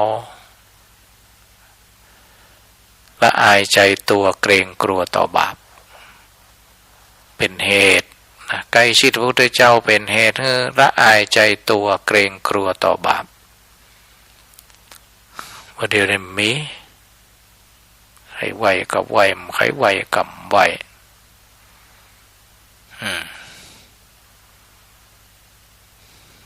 แต่ก่อนนี้เอายกตัวอย่างเอามีพระห้อยคอเนาะมันจะห้อยคอต่อพระนะเอาธรรมะห้อยไปตัวนะเวลาไปที่ไหนปืนเลี้ยงเราเลี้ยงยาโอ้มกินเตี้ยนี่ละอายจะยกเราคำหัวพระเจ้าห้อยคอเนี่ยบดีนี่นี่มีธรรมะคือศีลบละเมิดเหล่ายาปลาปิ้งกลายเป็นว่าปิกบ้านก็ปลอดภัยนี่เมื่อใจมองพระพุทธปฏิมาเป็นแค่กากปูนนะพระพุทธปฏิมาเนี่ยเป็นพูดยังไงเป็นลักใจเหมือนกับคนที่มีป่อมีแม่เป็นตีระลึกเป็นที่ยึดเหนี่ยวนะจะไปติดยาก็โอ้เดี๋ยวป่อแม่เสียใจเนอะนะอันนี้ก็เหมือนกันจะพิษศีลพิษธรรมก็นึกถึงพระพุทธเจ้านึกถึงพระธรรมบุญลามไปหาพระธรรมบุญเพราะเราไม่ใช่มองพระพุทธเจ้าแค่กากปูนแต่มองพระพุทธเจ้าก็ยังเหมือนกับสอนเราด้วยเหมือนกับมีพ่อมีแม่เป็นเตือนเขานะไปที่ไหนมักจะได้ยินเสียงพ่อเสียงแม่ก้องอยู่ในหูสะกิดใจเหมือนกันพอมีพระพุทธเป็นตีจังตีปึงคำสอนพ่วงไปด้วยติดตัวไปด้วยนี่ไม่ได้มองพระพุทธเจ้าเป็นแค่กากปูนอยู่ในวิหารแต่มองพระพุทธเจ้าเป็นเหมือนบิดาพุทธบิดานี่คนมาเดียวในมองพระพุทธเจ้าเป็นแค่กากปูนกากเกลื่อนเลยเพิ่มพูนความชั่วมันเลยพอกคูณเจริญงอกงามพระพิรุณถึงซบเซาพิรุณนี่ก็คือน้ำฝนนะแต่ในที่นี่หมายถึงน้ำใจมันซบเซามันเหือดแห้งคนมาเดียวเนี่ยมันต้องอู้กันเรื่องน้ำจิตน้ำใจเรื่องความเสียสละเงินมาก่อนแข่งขันสูงโกงกันได้โกงตอนเราดูมีแก่งคอเส้นเต๋อมีสปะบางทีเอาคนเฒ่าคนแก่เป็นเหยื่อเอาเด็กเป็นเหยื่อเอาพระเป็นเหยื่อ เพราะเอาเงินเป็นหลักนี่หันในยังศรัทธาสาธุชนอันนี้ก็ได้ปรารภธรรมะระดับกลางขึ้นมาเดี๋ยวก็จะได้รู้เรื่องสมาธิเนาะแล้วก็จะเปิดโอกาสให้ศรัทธาญาติโยมได้โทรศัพท์มาพี่น้องครอบครัวคลื่นสีขาวตีหลายๆต่างติกี้ก็หลังไม้กับแม่พรมันร้องวัวแดงนะก็โทรมาแล้วก็ไม่ได้รับสายปอสมควรปุ่นเวียงป่าเป้าปุ่นนะเนาะก็หลายตีเด็กๆนี่ก็มีหลายจังหวัดเนาะศรัทธาสาธุชนปกติก็จัดแมลงมันก็คลื่นมันสถานีอาจจะน้อยกว่าดึกๆเนาะต้องขอบคุณเครือข่ายกับครูบาอาจารย์ที่เกือบเขาคลื่นสีขาวนะที่เกาะสัญญาณส่งธรรมะไปถึงบ้านก็เรียกว่า Delivery นะส่งถึงบ้านนี่เทคโนโลยีถ้าเข้าใจเป็นมันก็เกิดคุณ ถ้าใจบ่เป็นก็เกิดโทษเอามาเฟกนิวปั่นมาเดียวสมัยนะสตา AI เนาะมันเหมือนแต่เหมือนว่าตึงเสียงตึงรูปจะต้องนักแน่นนะจะไปเชื่อโดยสิ่งที่เห็นไม่ได้แล้วไม่เชื่อในสิ่งที่ได้ยินต้องเอารักพระพุทธเจ้านักรักกาลามาสูตร10 ประการนะโดยการเห็นการได้ยังทันสมัยอยู่นะเนี่ยหันในยังศรัทธาสาธุชนพระธรรมคำสอนพระพุทธเจ้าถ้าห้อมใจรักกาลามาสูตรนะด้วยการเห็นด้วยการได้ยินเอาเตอะตัวAI มันเหมือนตึงเสียงเหมือนบางทีปัญญาประดิษฐ์นี่นะเพราะมันก็ดี AI ถ้าเอาใจก็เป็นประโยชน์ค้นคว้าข้อมูลต่างๆเป็นตัวช่วยแต่ระวังพอมันแทรกเข้ามานะคนมักจะแอบแฝงหาจังหวะเนาะบางทีเขาก็โทรมาหาเขาเนี่ยกลุ่มที่จะโกงนะพอได้ต้นเสียงเรียบร้อยเขาก็จะบอก AI เอาไปเป็นฉบับของ AI แล้วก็พิมพ์ข้อความใส่ไปข้อความที่โกหกหาข้อมูลอย่างน้อยว่าลูกสาวจื่อนั่นลูกบ่าวจื่อนั่นนี่นะเอาเสียงที่โทรศัพท์มาหาเขาเนี่ยเขาเปิดก็ได้ต้นฉบับเสียงเขาแล้วเนาะสำเนียงแล้วเอาไปใส่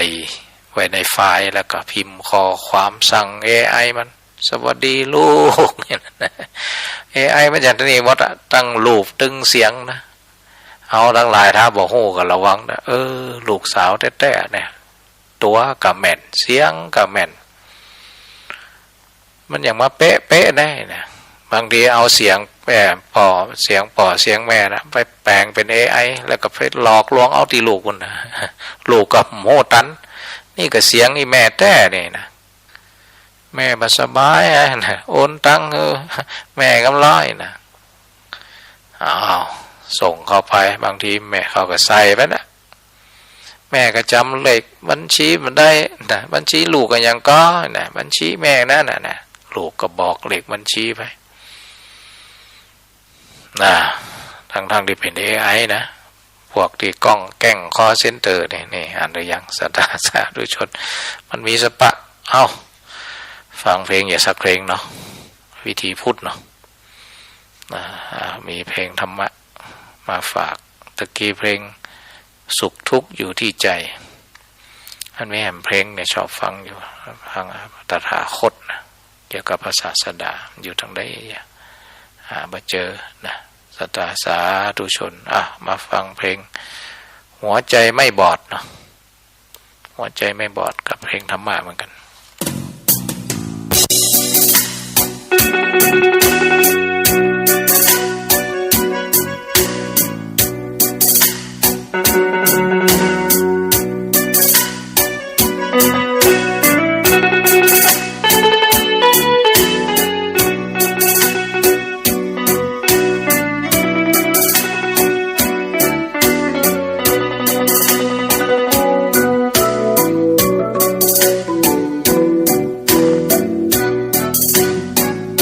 บ่มีธรรมะ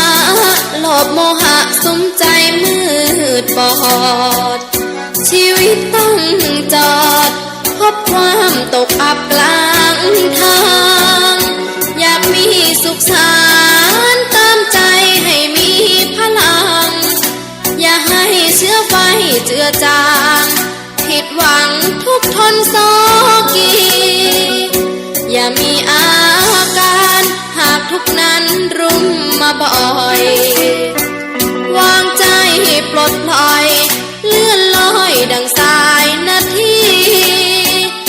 ดึงคำเข้าหายึดแก้วคือคุณความดีเจอท่อมานัดเลือดที่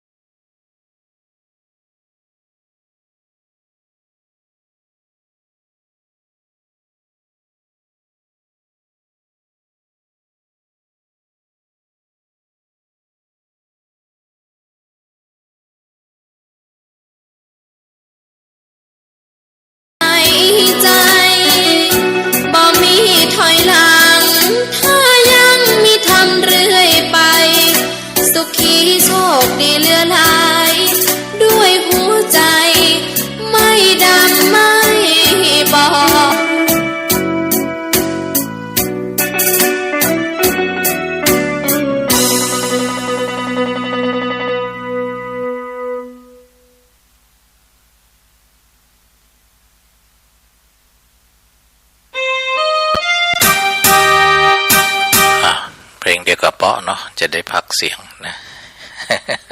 พอได้พักเสียงได้ดื่มน้ำดื่มท่าศรัทธาสาธุชนทั้งหลายวันนี้ก็ได้ฟังธรรมะอาตมาภาพพระมหานพดลสุวรรณเมธีนะเจ้าคณะอำเภอวังเหนือก็จริงๆก็ทางท่านอาจารย์พระครูอภิวัฒนวิกรมได้มอบเวลาทุกวันพุธนะพุธที่1ที่2ที่3สัปดาห์ที่1ที่2ที่3เนี่ยก็จัดประมาณ6 โมงแรงถึง2 ทุ่มสัปดาห์ที่4ปลายเดือนก็2 ทุ่มถึง4 ทุ่มนะ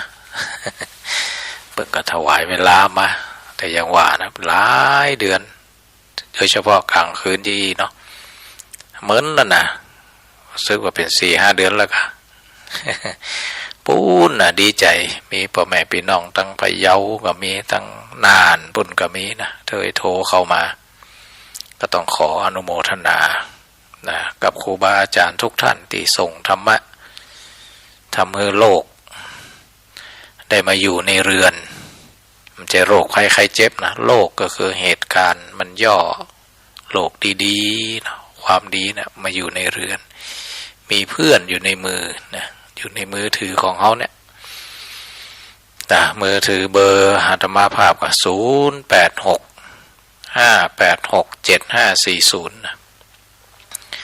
0865867540เจริญพรมาตรการเจ้าทั้งคืนแล้วรู้นี้ด้วยนะอาจารย์ล่ะพอค้าเรื่องมาออกอันนั้นเปิ่งที่วงนี้มีตนไหนจ้าตนแหละอาจารย์แอมก็ว่าจะเกาะเฮ้ยอย่างมันมีไผ่นี่แต่วันวิทย์ออกคนเดียวน่ะมาฟังเว้ยน่ะฟังนี่นะจ้ะเป็นบอกว่ามาออกดารุนี้เลยอันติดที่ซีเนาะติดที่ซีก็จะมาออกทั้งเพศ2 ทุ่มถึง4 ทุ่มนี่ลำตันย่อมมีกัดตูนนะได้สายเข้าแอมะเจริญพรเนอปั่นกันคนละหน่อยได้เจริญพรเจริญพรเจริญพร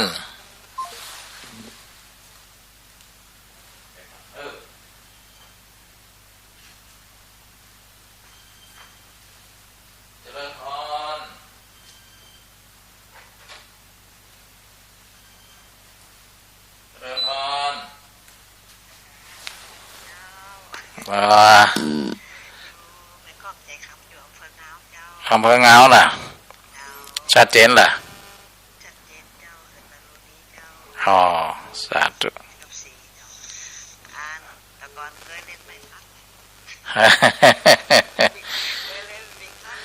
ยังว่านะอายุนักเคยมันเล่าความหลัง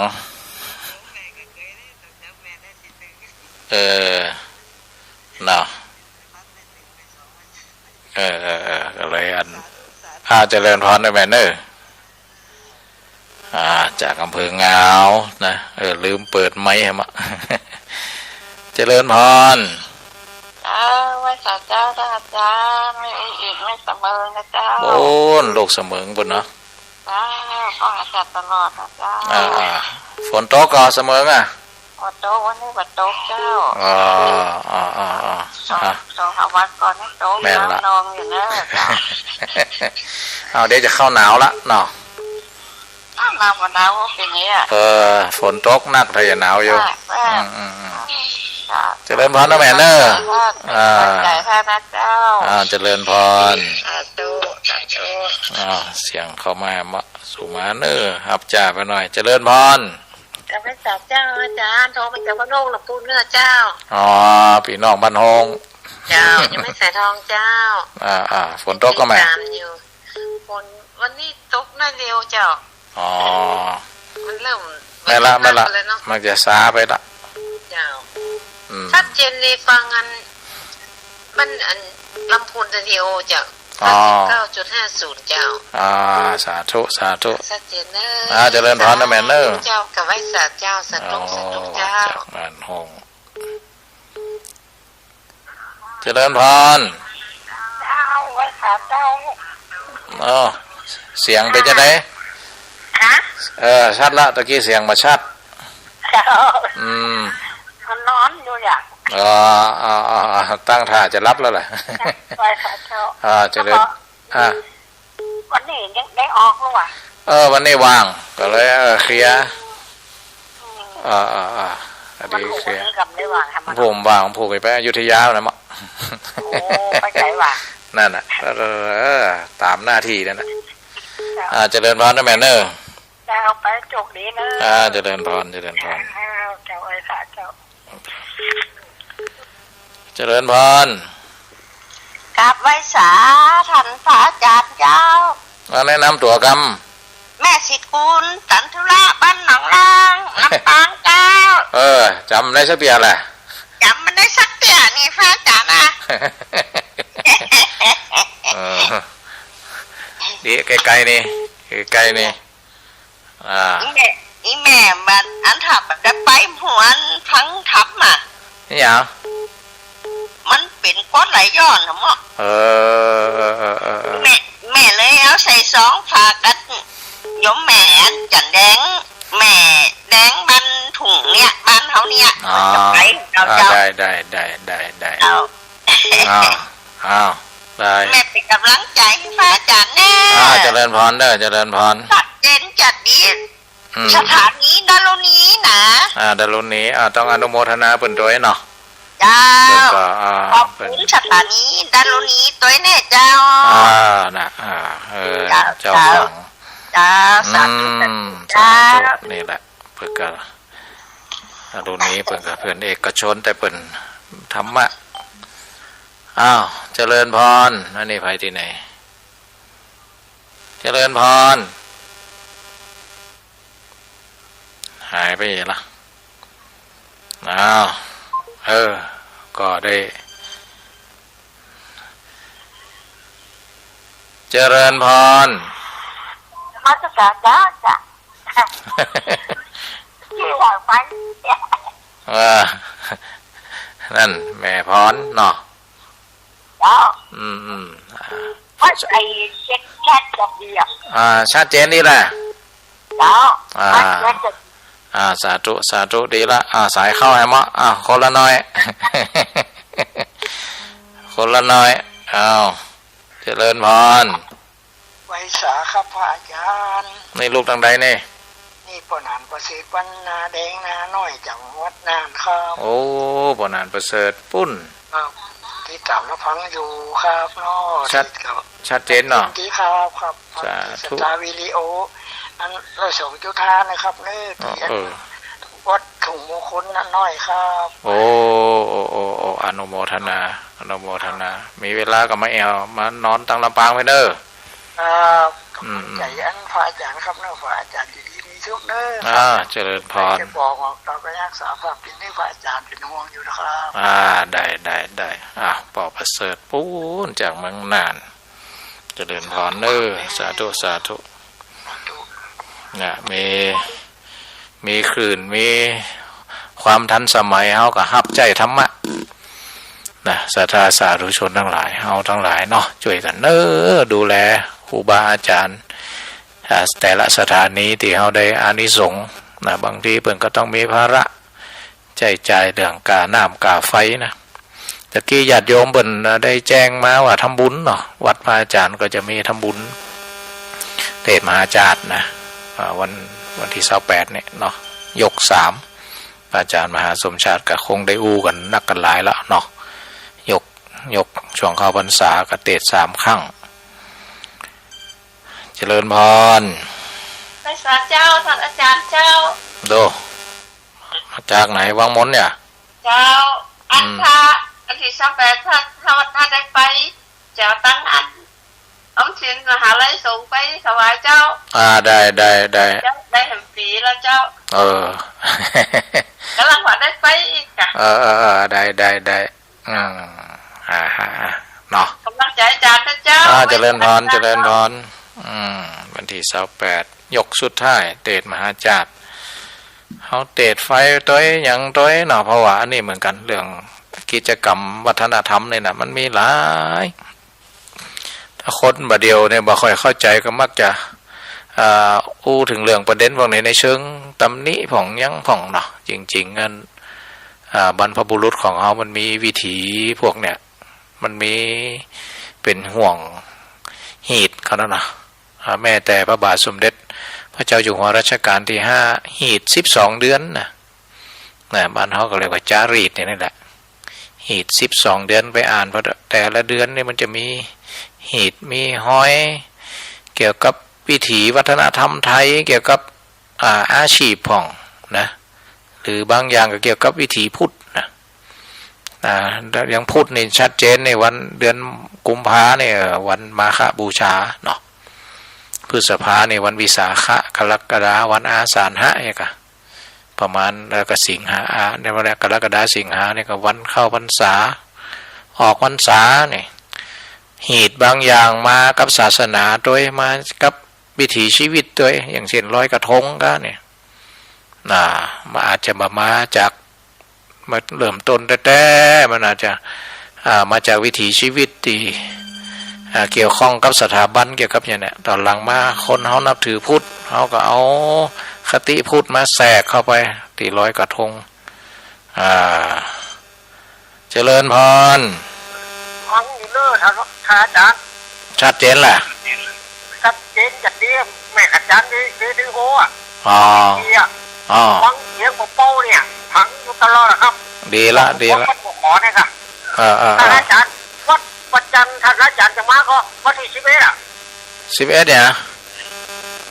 ดือนตุลาครับอันนี้เดี๋ยววัดจันทร์วัดจันทร์มีอย่างท่าว่างไปอยู่แล้วเดี๋ยวเอาห้าปังมันได้เดี๋ยววันที่11ไม่ได้เหรอตัวไอ้ครับวันที่11นี่กะโยมมาตันเนี่ยก็100 วันนะทำบุญ100 วันทำบุญกระดูกเอามาผิดเขาตอนมากันได้ก็เดี๋ยวก่อนเนี่ยมาปากเดี๋ยวมาตัวเนี่ยทางพวกอาจารย์บุญยงมาได้อยู่ก็เดี๋ยวเนี่ยมาปากเดี๋ยวนึกกำลังใจด้วยเจริญพรไปสาครับพอสมควรปูนแม่อาจารย์เนี่ยศรัทธาญาติโยมกับปาลบไปเนาะปาลบเรื่องวิถีชีวิตนะก็ประเด็นในอย่างที่มันห่อนแห้งเรื่องศาสนาบางทีก็คนอันหลังๆได้บางทีก็มองโลกมิติเดียวนะแต่เฮานี่มันวัยเฮาบรรพบุรุษก็ดีนะบางทีมันการเดินทางของแต่ละปีเนี่ยมันมีอะไรอย่างมันเหมือนเฮาปักต้นเงินเนี่ยกะศรัทธาญาติโยมเนาะวิถีวัฒนธรรมของการเดินทางของเรื่องความเชื่อของวิถีชีวิตของเฮานี่นะมันเหมือนปักต้นเงินเนี่ยกะปักไปปักมาเฮากำลังเริ่มต้นอาจจะเป็นปักแบ่ง100กำเดียวแทรกเข้ามาละแบ่ง20เดี๋ยวแทรกเข้ามาแบ่ง50เนี่ยมันแทรกเข้ามาเหมือนกับเรื่องลอยกระทงแต่ก่อนนี่เป็นการวิถีชีวิตเป็นการขอบคุณแม่น้ำเนาะเพราะว่าเขาก็ได้เก็บเกี่ยว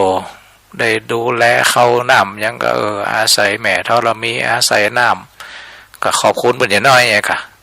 มีการฟ้อนรำแต่ก่อนมันก็มีอย่างนั้นฟ้อนรำพอตอนหลังมาก็มีศาสนาเนี่ยมันเหมือนเสียบไม้มีแฮมใบเข้ามาแทรกเขานับถือพุทธเข้ามาก็มีคติเรื่องแม่น้ำนำมาทาก็ไปสักการะบูชาพระพุทธบาทที่แม่น้ำนำมาทาหรือแม่กระทั่งเทวาอารักษ์บรรพบุรุษเนี่ยก็อาศัยสะเปาตาลไปแทรกเข้ามาอย่างนี้ค่ะตอนหลังมาปีมันมีองค์กรส่วนท้องถิ่นมีประกวดนางนพมาศเนี่ยครับมันก็จะมีมาอย่างนี้แต่คนเขาว่าเข้าใจก็งมงายสิ้นเปลืองสปะนะมันก็จะดราม่าเข้ามาแต่มันก็ก่อเกิดขึ้นมา มันทุกอย่างเหมือนกันศรัทธาญาติโยมทั้งหลายเหมือนกับวันที่14 เมษากอเจดีย์ซ้ายเนี่ยกะแต่ก่อนแต่วันดาไอ้นะเอากระดาเข้าต้มเข้านมแรงมากับก่อเจดีย์ซ้ายแต่ก่อนได้ก็คนละขัน2 ขันมาเดียวเนี่ยพัฒนามาบางคนก็มีเจตนา1 ดั้ม1 รถปิกอัพบางคนเป็นรถดั้มมาก็มีนี่มันก็เปลี่ยนแต่ว่าคติเดียวกันก็คือนี่แหละหูจักได้มาเรื่องบาปบุญคุณโทษชำระนี่คติเรานี่มาเนี่ยบางทีเขาก็ถ้าคนหลุ่นไปก็อะไรนักหนาเนี่ยมันเกี่ยวกับวัฒนธรรมประเพณีมันทำให้คนงมง่ายนะว่าสปะไปมันเป็นดีนะก็อยากจะอันได้ถอดรหัสให้หมู่เฮาก็ต้องอธิบายกันโดยเนาะเวลาละเอกละอ่อนเจริญพรไหว้สาเจ้าข้ามาหาฝนเหมือนนะก็ฝนเหมือนโจ๊กค่ะเจ้าตกอยู่ตะกี้ก็แรงๆกับตกแต่มันตกหนักแต่ว่าแบบสั่วๆนะบ้านมีตกขนาดหน้าวิ่งเป้าน้ำนองแล้วกะยาวมันลงเลยน้องเลยเจ้าแม่นตั้งปลายกันยาเนี่ยส่วนใหญ่วังเหนือเวียงเป้าเนี่ยมันจะหน้ามันจะนักทุกปีนะกันยาเนี่ยได้ยุดแล้วก็แม่เสียงหายเสียงแม่หายไปสัญญาณเนาะก็แม่ปูนนะแม่สมศรีเวียงปะเป้าก็โทรมารายงานว่าฝนตกหนักนะศรัทธาสาธุชนเนี่ยก็อยากให้เฮาทั้งหลายมองมิติเรื่องวิถีวัฒนธรรมของเฮาเนี่ยมันมีคุณูปการมองในเชิงสร้างสรรค์เนาะอย่างเช่นไปบวชต้นไม้เนี่ยก็บางคนอะไรเอาผ้าเหลืองไปมัดต้นไม้นะมองในเชิงตำหนิดราม่าเนาะแต่ถ้าคนจะมองว่ามันการที่จะมีอย่างผ่องที่มันมีเครื่องมืออะไรบ้างที่เป็นกุศโลบายได้ปกป้องป่าได้ปลูกจิตสำนึกคนเนี่ยนะเปิดก็มีกิจกรรมบวชป่าบวชในปัจจัยครับคนใจกะเนี่ยไปบวชต้นไม้บางคนนี่นะมันก็มองกันในแง่ร้ายอย่างเดียวเนาะมันไม่ได้มองในเชิงว่ากุศโลบายที่มันแฝงมาที่มันสร้างสรรค์แล้วก็มันทำให้เกิดสังคมแล้วก็ธรรมชาติในยั่งยืนเนี่ยมันมีประเด็นอย่างผ่องเนี่ยมันก็ละเอียดอ่อนนะถ้าเขาเข้าใจมันเขาไม่ได้มองโลกในแง่อย่างเดียวอย่างเขาทั้งหลายแหล่เรื่องคนบ้านนอกบ้านนาของเขาเนี่ยนะมันบางทีเนี่ยมันจ่วยกันนะเขาไม่ได้ย้อนแย่งไปหาหมอเวลาป่วยป่ะนะไปหาหมอได้กินแต่ยารักษากายแต่กระตุ้เจ้าตั้งพิธีทั้งศาสนาก็เอาพิธีทั้งจิตใจมีความหวังนะสืบชะตาปัดเคราะห์นี่ก็บวกกันนะหมอก็ได้ยามาแต่ตั้งตู้เจ้าก็ได้ทั้งจิตวิทยาได้มีความหวังได้มีกำลังใจบวกกันปุ๊บก็ยามันออกฤทธิ์ดีหรอยาของหมอออกฤทธิ์ดีก็หายวันหายคืนแหละแต่ลองว่ากินแต่ยาหมออย่างเดียวนะมันถึงยังมาเซ็งให้ยังมาก่ายให้มันเหมือนกับเบื่อหน่ายพักผ่อนก็เครียดล่ะพักผ่อนก็มาได้เต็มที่กินเข้ากำล้ำสุดกับสุดหายยากหายเย็นจริงๆมันคู่ขนานนะศรัทธาญาติโยมทั้งหลายเอามองกันดีเนาะมันก็จะมีเกื้อกูลหนุนนำไม่ได้มองอะไรแยกส่วนนะไม่ได้มองอะไรแยกส่วนวิถีพุทธของเขานี่นะดังนั้นมันมีคุณูปการทั้งนั้น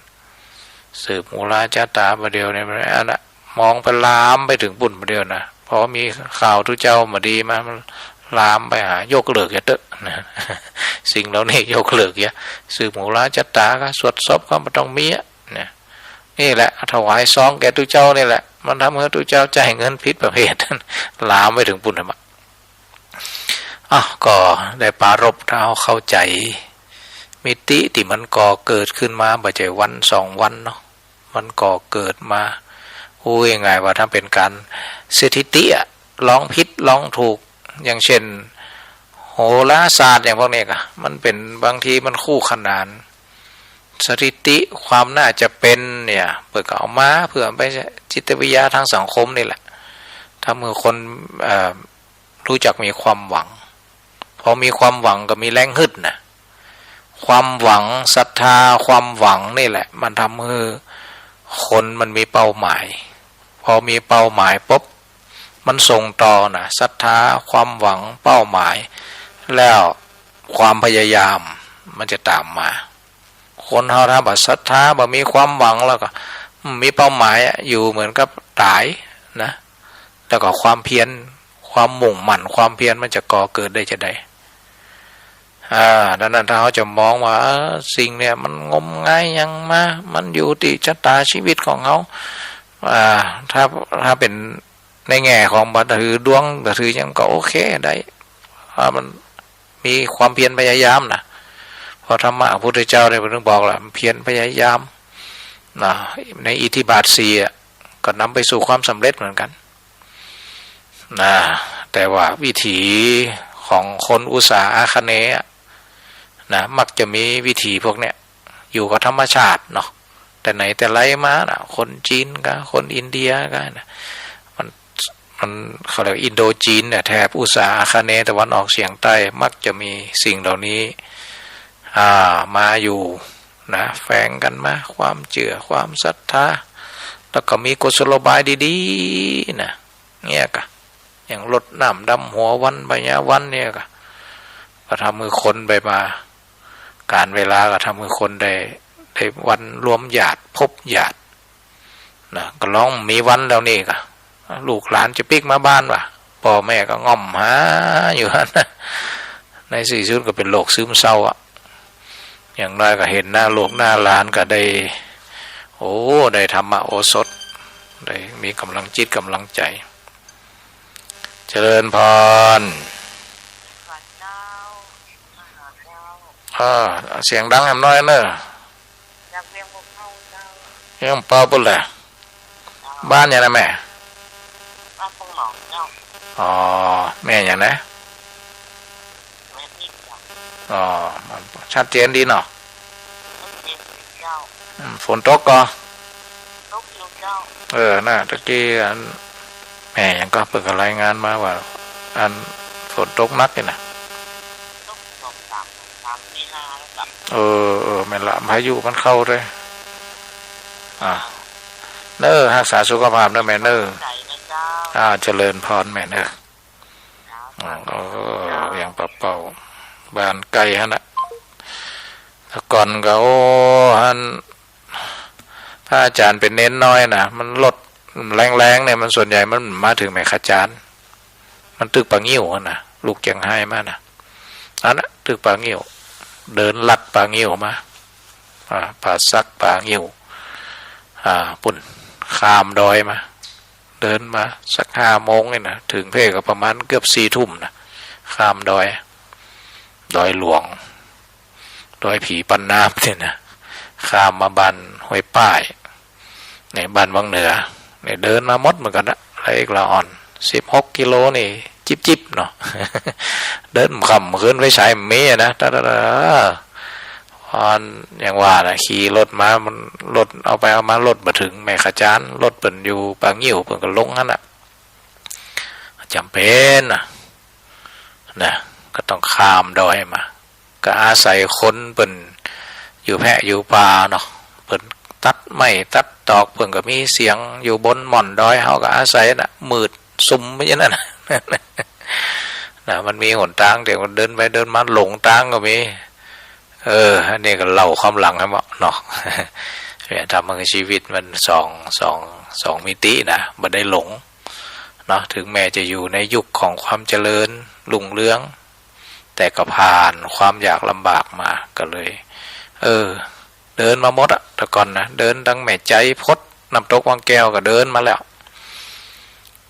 ไม่ว่านะแต่ก่อนมันรถมันจะมีนักวิทย์รถกัน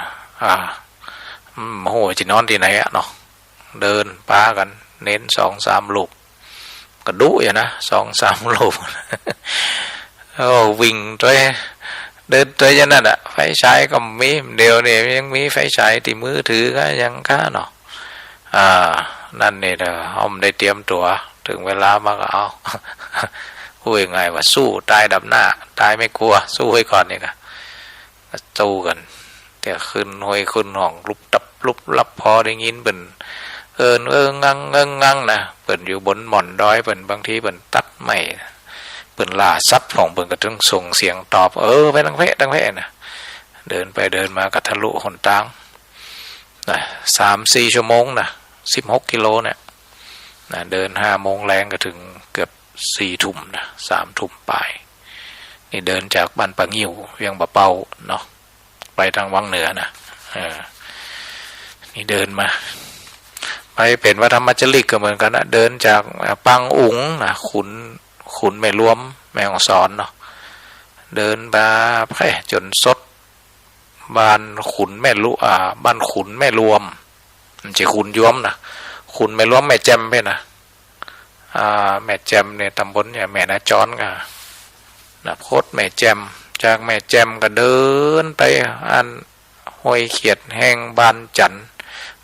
นี่อยู่อำเภอกาลยาณิวัฒนาเนาะเป็นนอนบ้านจันแวะนอนตามอาสมละขำที่ไหนก็นอนนั่นแหละเพราะแต่ก่อนเนี่ยมีกรดเนาะมีกรดมีถุงนอนถ้าหนาวก็นอนถุงนอนผมล้มนะบนดอยนะนี่ก็ไปตั้งห้วยหยาบห้วยเขียดแห้งโคตรบ้านจันจากบ้านจันมาเปิดก็มีรถนะก็ขอติดรถเป็นมาลงอำเภอปายไปเนี่ยอ้อมนะจากขุนยวมแม่ฮ่องสอนไปทางเพศนะไปตั้งหอดไปทางเพศนะไปลงขุนยวมแล้วก็ไปปางอุ๋งตีอันปางอุ๋งนี่ก็คืออย่างตีดอกบัวตองสถานญาติโยมดอกบัวตองที่ดังๆนะจากปางอุ๋งเดินอ้อมไปป่ะมันมีบ้านเนี่ยแผงปลำหัวเดินวัดคำสถานญาติโยมพอดีมันเดินแต่ก่อนเนี่ยมันมีป่านักเนาะมันไม่ค่อยอิดตัวได้มีอันหน่วยบะขามป้อมเนี่ยนะติดยามไปมีน้ำเนี่ยอันนั้นน้ำกับน้ำขวดก็จะมีแต่ก่อนนะมันก็อาศัยน้ำห้วยน้ำห้องนะก็แวะกันไปมียาอัน บะขามป้อมแต่ก่อนเนี่ยมันเฮาถึงแม่มาได้กินข้าวเนาะเฮาก็มีบะขามป้อมมันเคลือบกระเพาะอยู่นอนอาสมคำมากันนอนกว่าจะถึงบางทีก็เดินไปถึงขุนไม่รวมก็คำบนนะสถานญาติโยมเกิดพอดขึ้นดอยลงดอยขึ้นดอยลงดอยเนี่ยมันมันเล่นขาเนาะถ้าเฮาบ่เกยแต่เนี่ยมันก็จะนักขนาดนะนี่เป็นดอนขุนยอมไปเจอเปื่อนฝูงนั่นพอแต่ก่อนเนี่ยเป็นพระธรรมจารึกเปื่อนฝูงก็อยู่หลายจังหวัดนะ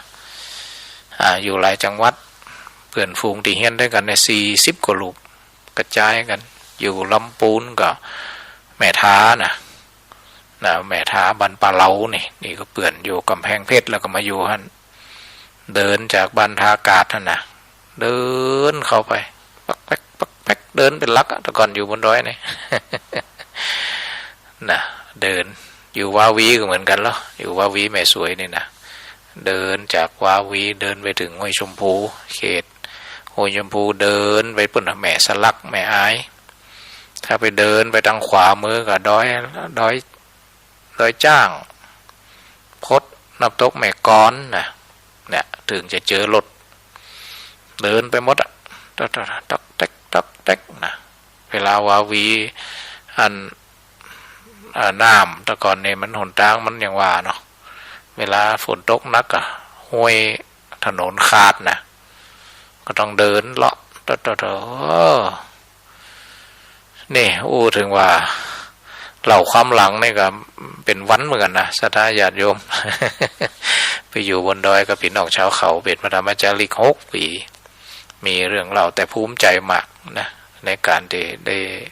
มีพื้นฐานเรื่องอยู่ง่ายอยู่ง่ายบ่มีกินเท่ากับปรับบ่ได้มาโวยวาย บางข้าวนะก็ข้าวเปล่าก็มีอาหารสำรองก็คือนมข้นตามมีนะมีน้ำอ้อยนะอยู่ได้ละ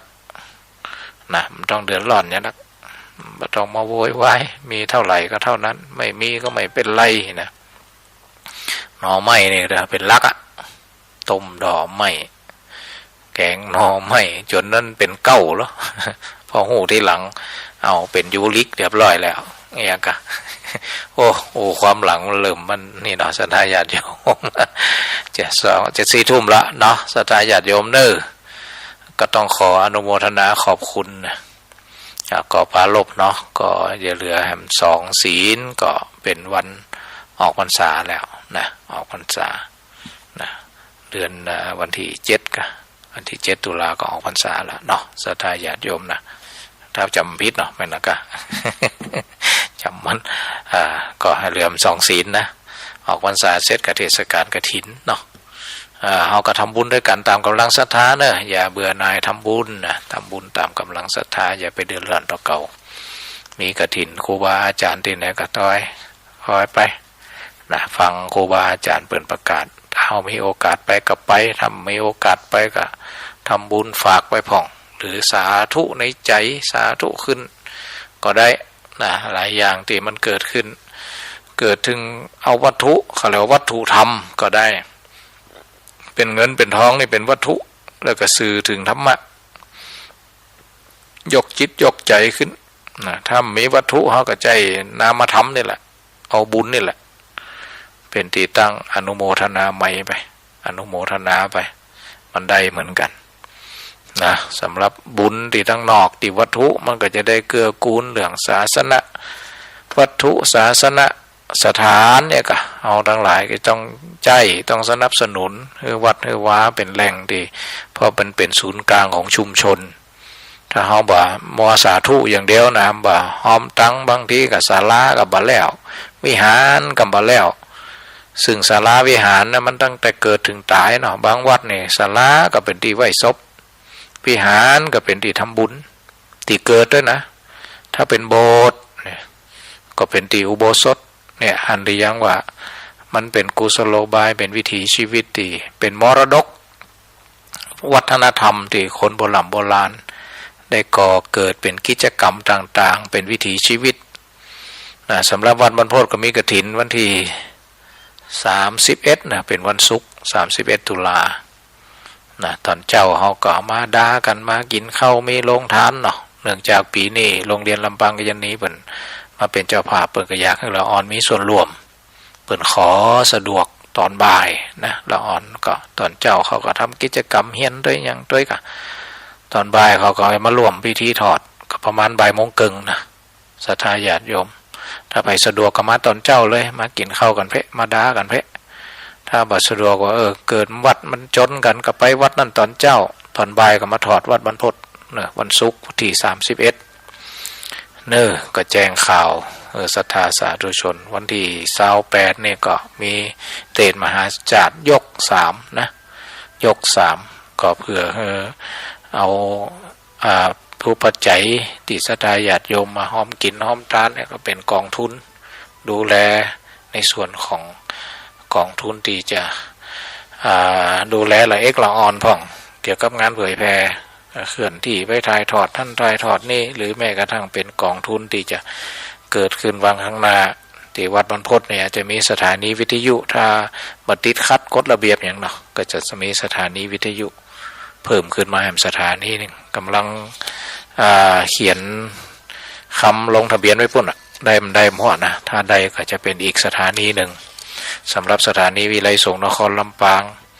นะก็จะไปย้ายไปที่วิไลสงฆ์เกาะขานะแหมคลื่นหนึ่งนะแหมคลื่นหนึ่งนะศรัทธาสาธุชนเอาละวันนี้ก็ตั้งแต่2 ทุ่มเป็นต้นมาก็ดีใจได้มาจัดรายการธรรมะยามค่ำคืนขออนุโมทนากับศรัทธาสาธุชนทุกท่านใจธรรมะรักษาใจธรรมะธรรมะ ทำให้สูงธรรมะปรุงให้งามธรรมะไปทำให้สวยนะไปได้สวยธรรมะช่วยได้ให้รอดนะเอามีธรรมะรักษาทั้ง กายวาจาใจก็คือมันเป็นเพื่อให้เกิดสมบูรณ์พูนสุขมั่งมีสีสุขอยู่เย็นเป็นสุขก็ขอขอบคุณผู้บริหารสถานีทุกสถานีเครือข่ายคลื่นสีขาวเพื่อชาวประชาและก็ครูบาอาจารย์ทุกท่านโดยเฉพาะเครือข่ายก็มีท่านอาจารย์พระครูอภิวัฒนวิกรมรองเจ้าคณะอำเภอ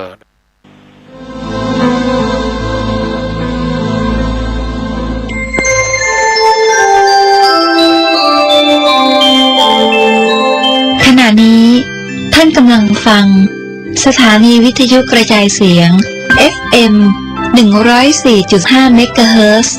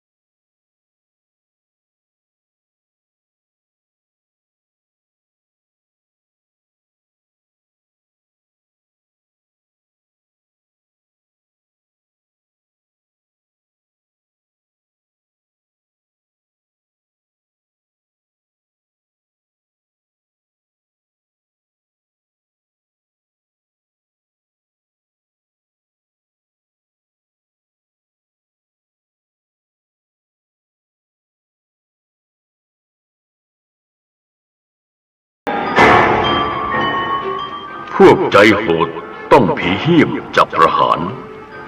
เหล่าชอบหานร้อยเล่ลิ้นก็สิ้นสูญพญายมไม่ปราณีผีอาดูลชีพดับสูญครั้นเกิดใหม่หาใช่คน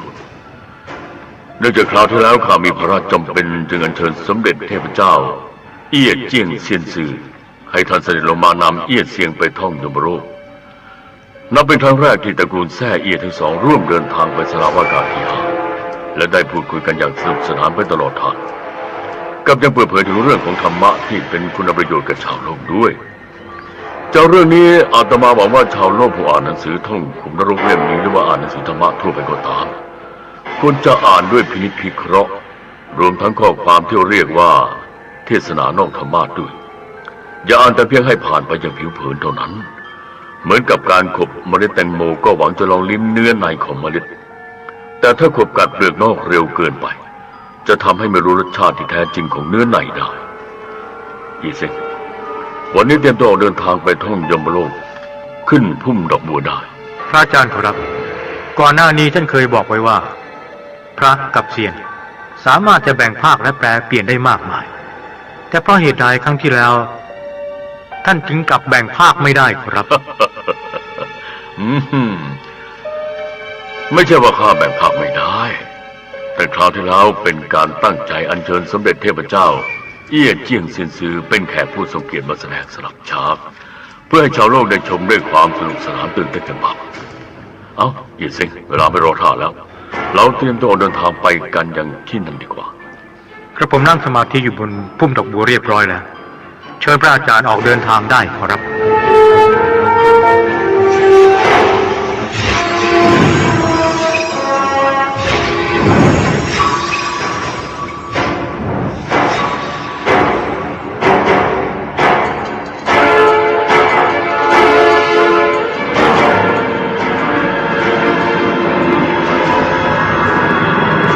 สาราว่าการมหาโรรวะมหานรกที่ห้าแล้ว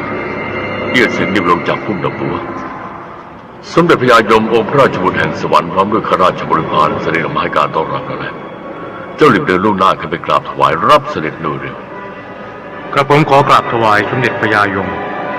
องค์ราชบุตรแห่งสวรรค์พร้อมข้าราชบริพารทุกพระองค์วันนี้กระผมกับพระอาจารย์เดินทางมายมโลกอีกครั้งเพื่อหาข้อมูลสำหรับพิมพ์นิพนธ์หนังสือและเพื่อมาขอพระราชทานข้อแนะนำจากพระองค์ด้วยขอรับเอี้ยเซียงเซ็งลุกขึ้นแล้วเชิญตามสบายและต้อนรับเจ้าพร้อมกับขอถวายการต้อนรับสมเด็จพระจี้กุ๊กพระอรหันต์เจ้าผู้ยิ่งใหญ่เสด็จมาเป็นเกียรติยังศาลาว่าการแห่งนี้ด้วยความยินดี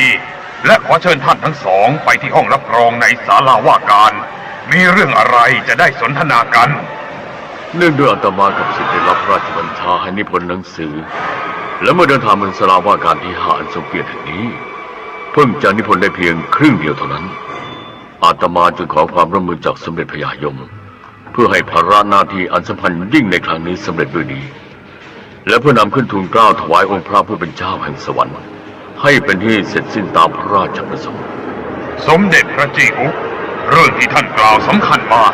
เนื่องด้วยขณะนี้ที่โลกมนุษย์วิชาการแขนงต่างๆทางด้านวิทยาศาสตร์กำลังเฟื่องฟูแต่จิตใจของคนสมัยปัจจุบันไม่เหมือนกับคนในยุคก่อนๆศีลธรรมความประพฤตินับวันจะยิ่งเสื่อมทรามลงแต่ยังเคราะห์ดีที่มีเกาะไต้หวันซึ่งตั้งอยู่ในเขตชมพูทวีปเสมือนเป็นเกาะทิพย์ของชาวโลกและได้ก่อตั้งเปิดทำการเป็นสถานประทับทรงขึ้นมากมายทั้งนี้เป็นการประทับทรงเพื่อโปรดสัตว์โดยได้รับความร่วมมือจากมนุษย์และจากการนี้ช่วยให้ชาวโลกพ้นทุกภัยได้เป็นจำนวนไม่น้อยโดยเฉพาะอย่างยิ่งศาลาเซี่ยเฮงตึงแห่งนครไทจุงได้เปิดทำการประทับทรงเผยแพร่ธรรมะและวัฒนธรรมให้แก่ชาวโลกอย่างกว้างขวางโดยตลอดมานั้นก่อให้เกิดเป็นคุณประโยชน์แก่มนุษยชาติอย่างใหญ่หลวงนับว่าประสบความสำเร็จอันดียิ่งเรื่องนี้เป็นที่พอพระทัยสมเด็จเง็กเซียนฮ่องเต้ฉะนั้นจึงได้รับพระราชทานพระบรมราชโองการให้นิพนธ์หนังสือท่องขุมนรกเล่มนี้ขึ้นโดยให้หาข้อมูลจากมหานรกต่างๆทั้ง10แห่งตลอดจนที่อื่นๆในยมโลกและเรื่องนี้ข้าได้รับพระราชสารคำสั่งเมื่อวันที่8เดือนกันยายนพุทธศักราช2519จึงทราบว่าศาลาเซี่ยเฮียงตึงได้รับพระราชบัญชาให้ดำเนินการนิพนธ์หนังสือและจึงได้ตั้งใจรอท่านทั้งสองมานานแล้วเชิญที่ห้องรับรองแล้วจะได้สนทนากันกระผมขอขอบพระทัยสมเด็จพระยายมที่ประทานการต้อนรับเป็นอย่างดีสำหรับที่นอกบริเวณศาลาว่าการมีชาววิญญาณจำนวนมากและที่บนใบหน้าของแต่ละตนไม่มีสีเลือดเหลืออยู่เลยราวกับว่าต่างกำลังมีความหวาดกลัวบางยังหันหน้ามองมาทางนี้ด้วยขอรับสมเด็จพระยายมแห่งศาลาว่าการโรลุวะมหานรกที่5นี้ท่านมีประวัติเป็นที่ลึกลือปรากฏอยู่ในโลกมนุษย์เมื่อสมัยโบราณและท่านเป็นผู้ทรงไว้ซึ่งความยุติธรรมอันสูงสุดในกระบวนการยุติธรรมการพิจารณาคดีเป็นไปอย่างเฉียบขาดเมื่อวิญญาณบาปได้รู้กิตติศัพท์จึงต่างมีความหวาดกลัวมากฉะนั้นเมื่อถูกควบคุมมาดำเนินคดีที่ศาลาว่าการแห่งนี้จึงถึงต้องกับอกสั่นขวัญแขวนกันทุกๆคนเชิญท่านทั้งสองเข้าไปที่ห้องรับรองก่อนขอขอบพระทัยขอรับเชิญท่านทั้งสองนั่งพักผ่อนตามสบายยมเทพผู้พิพากษาให้รีบจัดน้ำชาเซียนขึ้นถวาย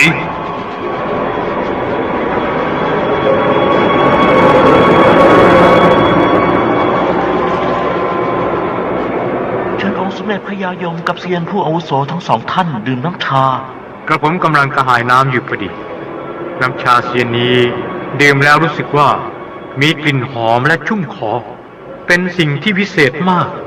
ข้าชอบดื่มสิ่งนี้มากมีชื่อเรียกว่าต้องเต่งที่กวนอิมเอี่ยเซิงที่สมเด็จพระยายมท่านพูดว่าต้องเต่งที่กวนอิมเป็นคำพูดที่มีความหมายซ้อนอยู่ในคำพูดไม่รู้ว่าเจ้าจะเข้าใจหรือไม่เรื่องสมเด็จพระยายมของศาลาว่าการแห่งนี้ชาวโลกมักจะโจทย์ฐานกันอยู่เสมอว่าท่านปาบุญจิ้นรัฐบุรุษแห่งศาลาไคหงสมัยทรงได้มาดำรงตำแหน่งเป็นองค์พญายมที่ศาลาว่าการมหาโรรุวะมหานรกที่5เมื่อครั้งท่านยังมีชีวิตอยู่ที่โลกมนุษย์ท่านทรงไว้ซึ่งความยุติธรรมอันสูงสุดและประวัติคุณงามความดีอันสูงส่งของท่านเป็นที่ยอมรับและยกย่องสรรเสริญจากชาวโลกตลอดมาตราบเท่าทุกวันนี้สำหรับคำว่าต้องเต่งหมายถึงการแสดงออกทางใบหน้าที่เต็มไปด้วยความเย็นชาส่วนคำว่าทิกวงอิมเป็นที่กล่าวกันว่าท่านทรงไว้ซึ่งความยุติธรรมและแข็งแกร่งเด็ดเดี่ยวหากจะมีความเมตตาแฝงอยู่ภายในอย่างเปี่ยมล้นยิ่งองค์พระโพธิสัตว์และทั้งหมดนี้ เป็นบุคลิกของท่านเปาบุญจินฉะนั้นจึงเป็นความจริงตามที่ชาวโลกเขาล่ำลือกันขอรับ ชื่อเสียงของร่างทรงเอกแห่งศาลาเสี่ยเหียงตึงสมศักดิ์ศรีตามที่เขากล่าวขวัญจริงๆมีสติปัญญาปฏิภาณไหวพริบฉลาดเฉียบแหลมไม่ใช่ธรรมดาสามารถเฉลยคำพูดของข้าได้อย่างถูกต้องทีเดียวที่กระผมพูดแล้วนั้นเป็นการเดาเอาเองขอรับตามที่ท่านทั้งสองมาเป็นเกียรติถึงศาลาว่าการที่5ในวันนี้ข้ามีความยินดีมากจากสถานการณ์ที่กำลังเปลี่ยนแปลผันผวนอยู่ทั่วไปในโลกกับการดำรงชีวิตของมนุษย์ในปัจจุบันเต็มไปด้วยการแข่งแย่งช่วงชิงชื่อเสียงเงินทองโดยปราศจากความละอายต่อบาปและคุณธรรมมีแต่โกหกมดเท็จหลอกลวงตลอดจนมุ่งร้ายซึ่งกันและกันเรื่องเช่นว่านี้มีให้เห็นได้ในทุกหนทุกแห่งนอกจากนี้บางประกอบธุรกิจการค้าที่ไม่ชอบด้วยศีลธรรมและจารีตประเพณีเพียงเพื่อให้ได้มาซึ่งเงินเช่นพวกที่ทำการค้าเกี่ยวกับกามโลกีอาศัยแอบแฝงอยู่ในสภาพของภัตตาคารร้านอาหารบ้างก็อยู่ในรูปแบบของร้านสถานเสริมสวยต่างๆคนจำพวกนี้ใช้แสงสีและสิ่งยั่วยวนทางกามารมณ์เป็นเครื่องล่อใจให้คนหลงไหลซึ่งจะมีให้เห็นได้อยู่ทั่วไปเรื่องนี้ทางการยมโลกมียมเทพคอยตรวจการอยู่ตลอดเวลาทั้งกลางวันและกลางคืนในแต่ละวันมีเรื่องทำลายศีลธรรมจารีตประเพณีจนยมเทพผู้ตรวจการไม่สามารถจะเขียนบรรยายลงไว้ในบันทึกทั้งหมดได้อย่างไรก็ตามมีคนไปเที่ยวหาเสพสุขในสถานเริงรมย์ที่ทำลายศีลธรรมและถึงแก่ความตายวิญญาณของคนจำพวกเสเพลเหล่านี้ขณะนี้ล้วนแต่ยังถูกคุมขังให้รับกรรมทรมานอยู่ในขุมนรกทั้งสิ้นเพราะการทำลายศีลธรรมและจารีตประเพณีเป็นการก่อกรรมบาปหนาอันมหันต์ยิ่งซึ่งจะต้องรับโทษสถานหนักฉะนั้นข้าจึงขอบอกฝากชาวโลกไว้ในที่นี้ด้วยว่าจงอย่าประกอบอาชีพทางกามารมณ์ไม่ว่าจะกระทำโดยตรงหรือทางอ้อมก็ตามมิฉะนั้นต้องไปสู่การเวียนเกิดเพื่อชดใช้หนี้กรรมติดต่อกันถึง3 ชาติยังไม่อาจใช้หนี้กรรมให้หมดไปได้โดยง่ายข้าดำรงตำแหน่งเป็นพญายมอยู่ที่ศาลาว่าการที่5และคงไว้ซึ่งความยุติธรรมโดยไม่เห็นแก่หน้าใครพวกวิญญาณบาปที่ต้องถูกส่งตัวมาดำเนินคดีที่ศาลาว่าการแห่งนี้แต่ละรายหน้าต้องถอดสีลงด้วยความกลัวเนื่องจากข้าพิจารณาคดีและพิพากษาตัดสินลงโทษด้วยความเฉียบขาดชาวโลกบางจำพวกถ้าไม่แก้ไขเปลี่ยนแปลงการกระทำตัวเสียใหม่โดยเร็วให้ประพฤติดีปฏิบัติชอบและกระทำแต่ในสิ่งที่ถูกต้องตามทำนองคลองธรรมมิฉะนั้นในวันข้างหน้าหากต้องมาถึงศาลาว่าการที่5ก็จะรู้เองและจะขอความปราณีจากข้าไม่ได้ที่ศาลาว่าการแห่งนี้มีชื่อเรียกว่าศาลาว่าการมหาโรรุวะมหานรกที่5ถ้าผู้ใดตกลงมาอยู่ในมหานรกแห่งนี้จะได้ยินแต่เสียงร้องโหยหวนร่ำไห้ด้วยความทุกขเวทนาเท่านั้นโดยเฉพาะอย่างยิ่งขุมนรกบริวารที่16เป็นขุมนรกประหารใจพวกชาวโลกที่ชั่วช้าป่าเถื่อนเช่นพวกใจอธรรมใจเหี้ยมเกรงโหดร้ายจิตใจมีแต่ความเครียดแค้นพยาบาทใจที่มีแต่จงเกลียดจงชังผู้อื่นใจที่หมกมุ่นแต่กามารมณ์ใจที่มีแต่ความอิจฉาริษยาใจที่มีแต่ความลำเอียงไม่เที่ยงธรรมจิตใจที่มีแต่ความเห็นแก่ตัวใจดำอำมหิตใจสุนัขที่โกงกินไม่เลือกใจที่ไม่รู้จักความกตัญญูจิตใจมีแต่ความคดโกงทุจริตและพวกคนใจสัตว์ดวงวิญญาณของคนที่มีจิตใจชั่วช้าเลวทรามดังกล่าวข้าจะสั่งให้นักการยมบาลพาอกและควักเอาหัวใจออกมาทุกตนซึ่งเป็นการลงโทษทรมานที่ทารุณอย่างยิ่งใช่ว่าข้าจะเป็นผู้ขาดความเมตตาก็หาไม่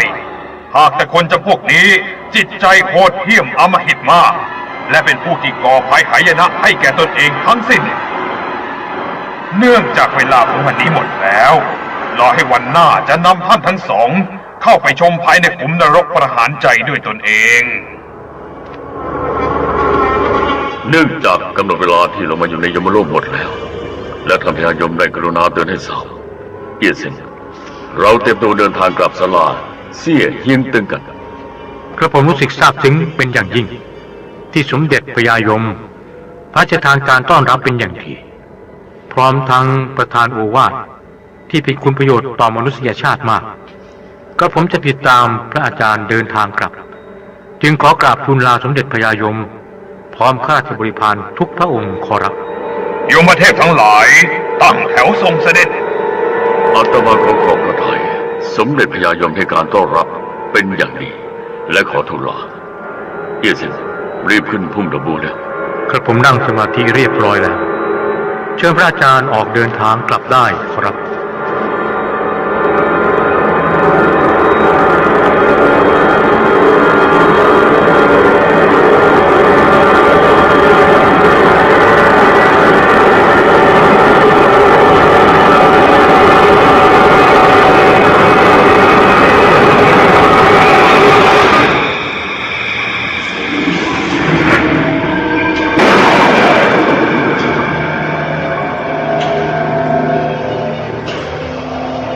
เอียเซิงถึงศาลาเสี่ยเฮียงตึงแล้วลงจากพุ่มดอกบัวได้กายทิพย์เข้าสู่รา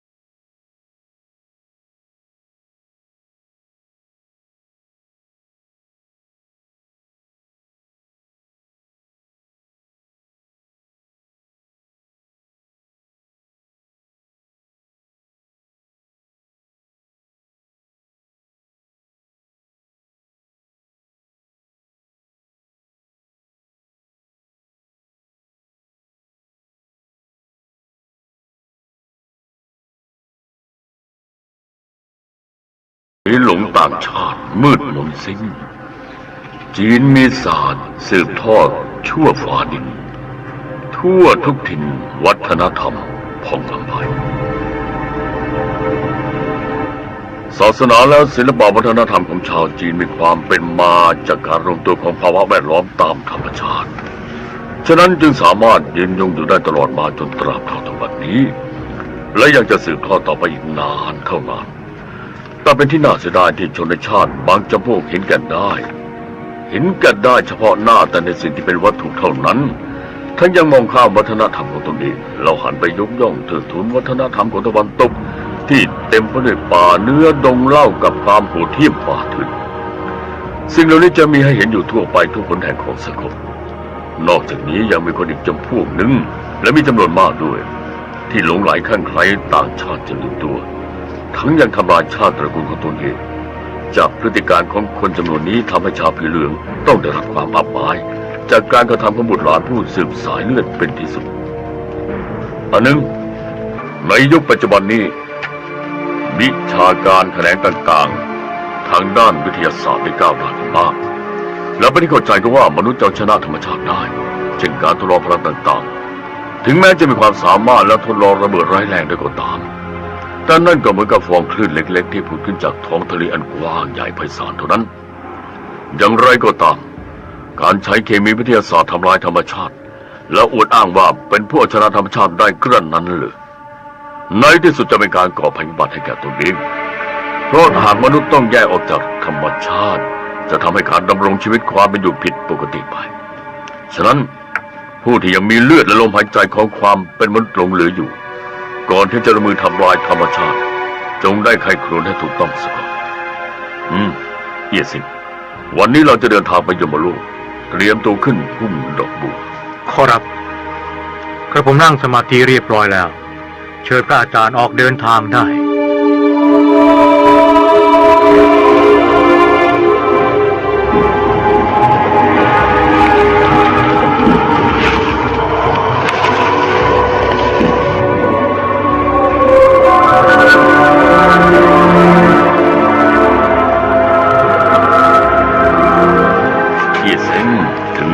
ลงจากพุ่มดอกบัว ข้าขอถวายการต้อนรับสมเด็จพระเจ้าฮุกกับเอี้ยเซิงเซิงเสด็จมาเป็นเกียรติอีกครั้งด้วยความยินดี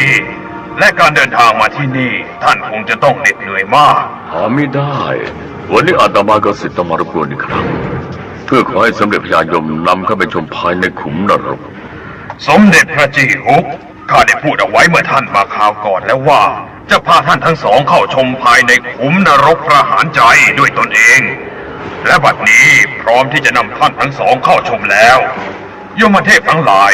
เตรียมให้การคุ้มครองความปลอดภัยแก่คณะที่จะเข้าไปชมขุมนรก กระผมขอขอบพระทัยสมเด็จพระยมที่ประทานความเมตตาและห่วงใยขอรับข้างหน้าเป็นที่ตั้งขุมนรกประหารใจที่ 6และได้ยินเสียงร้องโหยหวนดังออกมาก็ผมคิดว่าจะต้องเป็นสนามทรมานพวกวิญญาณบาปที่ละเลงกันด้วยเลือดสดๆอีกเป็นแน่ก็เพราะจิตใจของชาวโลกในยุคนี้แปรเปลี่ยนไปมากฉะนั้นเมื่อตกลงมาอยู่ในขุมนรกจึงมีความจำเป็นที่จะต้องพาอกควักเอาหัวใจออกมารักษาเยียวยากันไหมท่านเจ้าขุมนรกกับคณะออกมาต้อนรับแล้วกระผมจะขอเข้าไปกราบคารวะท่านก่อนขอรับ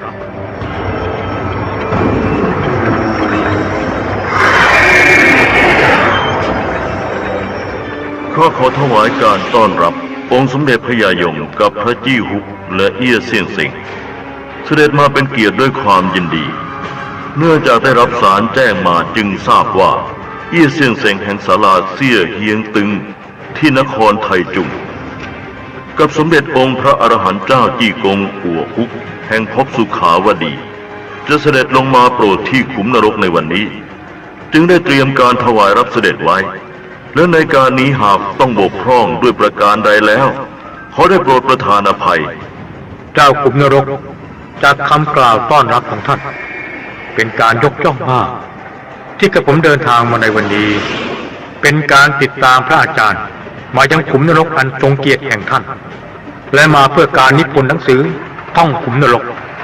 จึงขอได้โปรดชี้นำข้อมูลที่เป็นคุณประโยชน์แก่ชาวโลกด้วยขอรับโยมเทพเปิดประตูโดยเร็วเปิดประตูตามพระบัญชาแล้วเชิญเสด็จได้พวกวิญญาณบาปต่างส่งเสียงร้องระงมด้วยความทุกขเวทนาจนแทบจะทนฟังไม่ไหวกระผมเห็นนักการพยาบาลในขุมนรกต่างใช้มีดผ่าอกพวกวิญญาณพร้อมกับควักเอาหัวใจของพวกเขาออกมา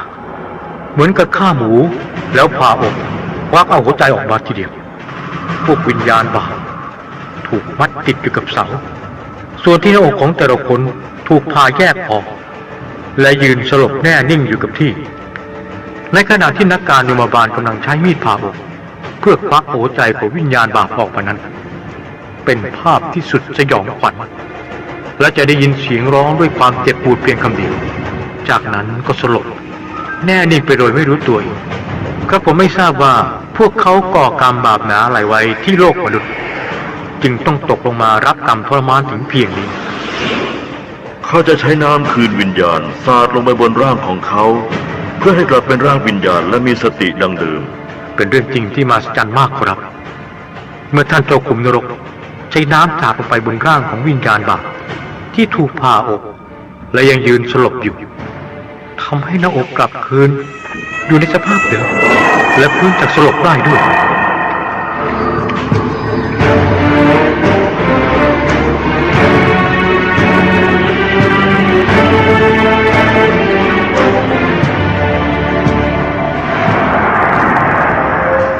ข้าจะนำวิญญาณบาปออกมาอีก2-3 ตนให้บอกเล่าเพื่อยืนยันพฤติการก่อกรรมชั่วของพวกเขาด้วยตนเองให้วิญญาณบาปฟังคำสั่งพระสงฆ์รูปนี้คือสมเด็จองค์พระอรหันต์เจ้าจี้กงกัวฮุกกับชาวโลกจากนครไทจุงแห่งศาลาเซี่ยเฮียงตึงชื่อนายเอี้ยเซียงเซิงเนื่องด้วยวันนี้ท่านได้รับพระราชบัญชาให้เดินทางมาสัมภาษณ์วิญญาณบาปในยมโลก ฉะนั้นเจ้าก่อกรรมบาปหนาชั่วช้าอะไรไว้ที่โลกมนุษย์ให้บอกเล่าตามความเป็นจริงโดยเร็วเจ้าจะพูดปดและขัดคำสั่งข้าไม่ได้เพราะจะนำคำสารภาพของเจ้าไปเป็นข้อมูลสำหรับนิพนธ์หนังสือธรรมะเพื่อให้การอบรมเตือนใจแก่ชาวโลกสมเด็จพญายมเรื่องเนี้ยท่านจะลดการลงโทษที่ข้าบ้างได้ไหมเจ้าต้องเล่าเรื่องตามความจริงก่อนแล้วข้าจะพิจารณาเองข้าจะเล่าให้ฟังก่อนก็ได้เมื่อข้ายังมีชีวิตอยู่ที่โลกมนุษย์ขณะที่เป็นนักศึกษาอยู่ในมหาวิทยาลัยนั้นได้รับการอบรมจากแนวความคิดที่แปลกใหม่ทำให้หลงไหลคลั่งไคล้วัฒนธรรมต่างชาติแล้วก็มีอาจารย์ท่านหนึ่งเป็นนักสอนศาสนาท่านชี้ชวนให้ข้าเชื่อและเข้านับถือลัทธิศาสนาคริสต์เพราะไม่เพียงแต่จะได้เรียนรู้ภาษาอังกฤษให้สูงยิ่งขึ้นเท่านั้นแต่ยังมีโอกาสที่จะได้เดินทางไปต่างประเทศอีกด้วยเรื่องนี้ข้าได้ใคร่ครวญถึงการสร้างอนาคตแล้วเห็นว่าเป็นการก้าวหน้าที่ดีทางหนึ่งดังนั้นข้าจึงรับปากกับอาจารย์ผู้ชี้ชวนด้วยความเต็มใจหลังจากนั้น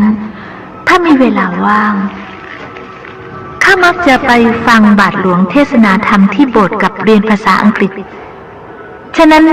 ชาวศาสนิกชนที่เชื่อลัทธิของอาจารย์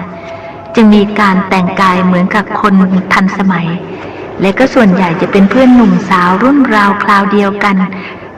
การที่ข้าอยู่ในภาวะแวดล้อมเช่นนี้ประการแรกทำให้ได้ความรู้เพิ่มเติมและประการต่อมาได้คบหาเพื่อนฝูงมากขึ้นนอกจากนี้ยังมีการจัดชุมนุมพบปะสังสรรค์กันอยู่เสมอซึ่งเหมือนกับเป็นสมาคมเยาวชนของคนหมู่คณะหนึ่งเมื่อข้าได้รับศีลล้างบาปแล้วจึงคิดว่าที่บ้านของข้าเนี่ยยังมีการไหว้เจ้าบูชาพระอยู่ซึ่งไม่เหมาะสมกับสมัยนิยมเพราะเป็นการกราบไหว้บูชารูปวัตถุด้วยความหลงเชื่ออย่างงมงาย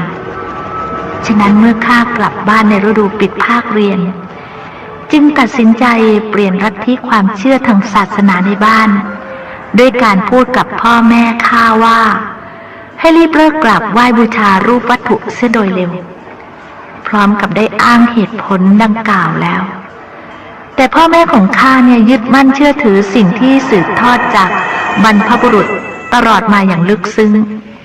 ไม่ยอมรับข้อเสนอของข้าเป็นเหตุให้ข้าเกิดบันดาลโทสะจึงเอาป้ายชื่อของบรรพบุรุษที่ตั้งบูชาอยู่ในบ้านออกไปโยนทิ้ง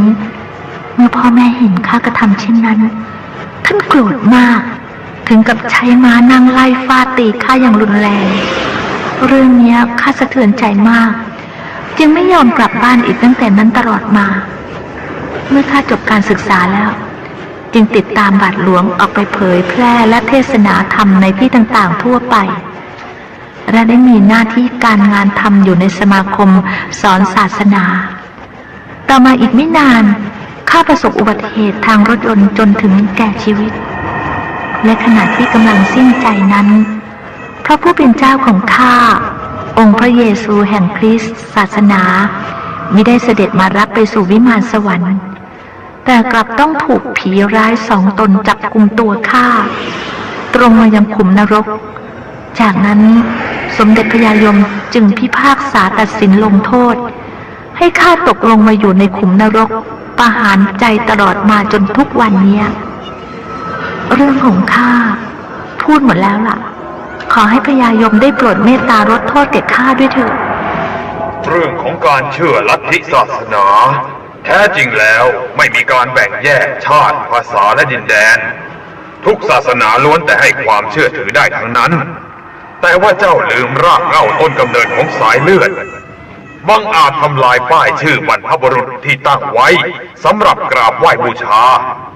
จากพฤติการเชื่อลัทธิศาสนาอย่างเจ้านี้แล้วจะไปอบรมสั่งสอนปลูกฝังให้คนรู้จักกตัญญูกตเวทีและบาปบุญคุณโทษได้อย่างไรถึงแม้ผู้สอนศาสนาจะพูดว่ารูปวัตถุ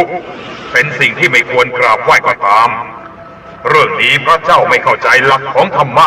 ซึ่งเป็นหลักความจริงดังเช่นไม้กางเขนกับพระคัมภีร์และบาทหลวงก็เป็นรูปวัตถุเช่นเดียวกันแต่เพราะอะไรเจ้าจึงเชื่อถือและกราบไหว้บูชาได้อย่างไรก็ตามนอกจากรูปวัตถุดังกล่าวแล้วยังจะให้เจ้ามองโลกด้วยความว่างเปล่าและมีแต่สิ่งแปลกปลอมทั้งสิ้นฉะนั้นจงอย่าละโมบเสพสุขจากรูปรสกลิ่นเสียงและสัมผัสแต่จงเสริมสร้างความเชื่อลัทธิศาสนาให้ถูกต้องการที่ไม่ให้กราบไหว้บูชารูปวัตถุนั้นก็เพราะจะให้มีความเชื่อในลัทธิศาสนาอย่างลึกซึ้งด้วยจิตใจเพื่อจะได้อยู่เป็นนิรันดร์หากแต่เจ้าเข้าใจความหมายของคำว่าไม่ให้กราบไหว้บูชารูปวัตถุจากผู้สอนศาสนานั้นผิดไปสำหรับเรื่องที่เจ้าทำลายป้ายชื่อบรรพบุรุษนั้นซึ่งเหมือนกับเป็นการกระทำที่ตัดขาดจากความดีของต้นตระกูลข้าจะถามเจ้าว่าร่างสังขารของเจ้ามาจากไหนและเจ้าใช้ชื่อสกุลว่าอะไรล้วนแต่บรรพบุรุษเป็นผู้ประทานให้ไม่ใช่หรือเจ้าจะรู้หรือไม่ว่าที่เบื้องบนมีพระผู้เป็นเจ้าแห่งสวรรค์ทรงเป็นพระเจ้าองค์ใหญ่ส่วนภายในครอบครัวมีบรรพบุรุษเป็นพระเจ้าองค์เล็กเจ้าไม่เพียงแต่ลืมรากเหง้าที่มาของตัวเองเท่านั้นมิหนำซ้ำยังทำลายเสียอีกพฤติการเช่นนี้ไม่ใช่เป็นความมุ่งหมายขององค์พระเยซูเจ้าเพราะฉะนั้นสวรรค์จึงไม่ต้อนรับและจะมีก็เพียงทางเดียวเท่านั้นคือต้องตกลงมาอยู่ในขุมนรกตามที่เจ้าพูดมาแล้วนั้นเป็นความจริงพอที่จะเป็นตัวอย่างข้อเตือนใจแก่ชาวโลกได้ข้าลดโทษให้เจ้า2 เดือนต่อเมื่อพ้นกำหนดโทษแล้วจะปล่อยให้เจ้าไปสู่การเวียนเกิดอยู่ภายใน6 ทวารอีกต่อไปการเชื่อลัทธิศาสนาก็เป็นเครื่องกล่อมเกลานิสัยจิตใจและประพฤติตนให้อยู่ในขอบข่ายของศีลธรรมหาใช่ก่อความยุ่งยากใส่ตัวโดยการกล่าวหาใส่ร้ายซึ่งกันและกันถ้ายังอวดอ้างตนเองเรื่องนี้ตามกฎพระยาแห่งสวรรค์กำหนดไว้แน่นอนว่าการกล่าวหาให้ร้ายศาสนาอื่นและอวดอ้างลัทธิความเชื่อทางศาสนาของตนให้สูงส่งนั้นเป็นการก่อให้เกิดความเกลียดชังและแบ่งแยกทางจิตใจซึ่งปราศจากความเมตตากรุณาและรักใคร่ปราณีจึงไม่สมควรที่จะให้เป็นผู้ปลูกฝังลัทธิความเชื่อทางศาสนาแก่ชาวโลกแต่ถ้าคนจำพวกนี้เป็นผู้ปลูกฝังลัทธิความเชื่อทางศาสนาแล้วสิ่งศักดิ์สิทธิ์ย่อมจะต้องมีจิตใจลำเอียงอย่างแน่นอนเพราะถ้าใช้ความช่วยเหลือคุ้มครองแก่ใครจะต้องดูให้รู้ก่อนว่าผู้นั้นอยู่ในลัทธิศาสนาใดถ้าหากว่าต้องเป็นไปเช่นนี้สิ่งศักดิ์สิทธิ์และพระอริยเจ้าทั้งหลายก็จะต้องเกิดกรณีพิพาทกันจนปั่นป่วนวุ่นวายและวิมานสวรรค์นั่นล่ะจะไม่ต้องกลับกลายเป็นสนามรบไปเลยแล้วจะมายกย่องเทิดทูนพบสุขาวดีว่ามีแต่ความบรมสุขได้อย่างไรสำหรับวันนี้หมดเวลาแล้วนะวันหน้าจะมาขอเข้าชมใหม่เอียเสร็จเตรียมตัวเดินทางกลับศาลาเสี่ยเฮียงตึงโยมเทพทั้งหลายตั้งแถวทรงเสด็จเนื่องจากเวลาหมดแล้วจะอยู่ต่อไปอีกไม่ได้ขอขอบพระทัยสมเด็จพระยายงพร้อมเซียนผู้อาวุโสกับเจ้าขุนนรกและคณะทุกท่านที่เมตตานำเข้าชมและชี้แนะสิ่งที่เป็นคุณประโยชน์แก่ชาวโลกมากและกระผมขอกราบทูลลาไปก่อนขอรับเอียซึงรีบขึ้นพุ่มดอกบัวกระผมนั่งสมาธิเรียบร้อยแล้วเชิญพระอาจารย์ออกเดินทางกลับได้ขอรับ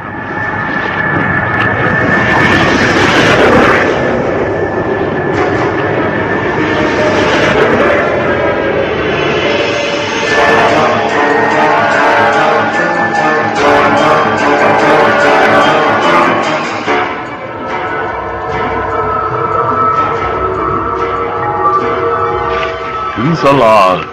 เสี่ยเฮียงตึงแล้ว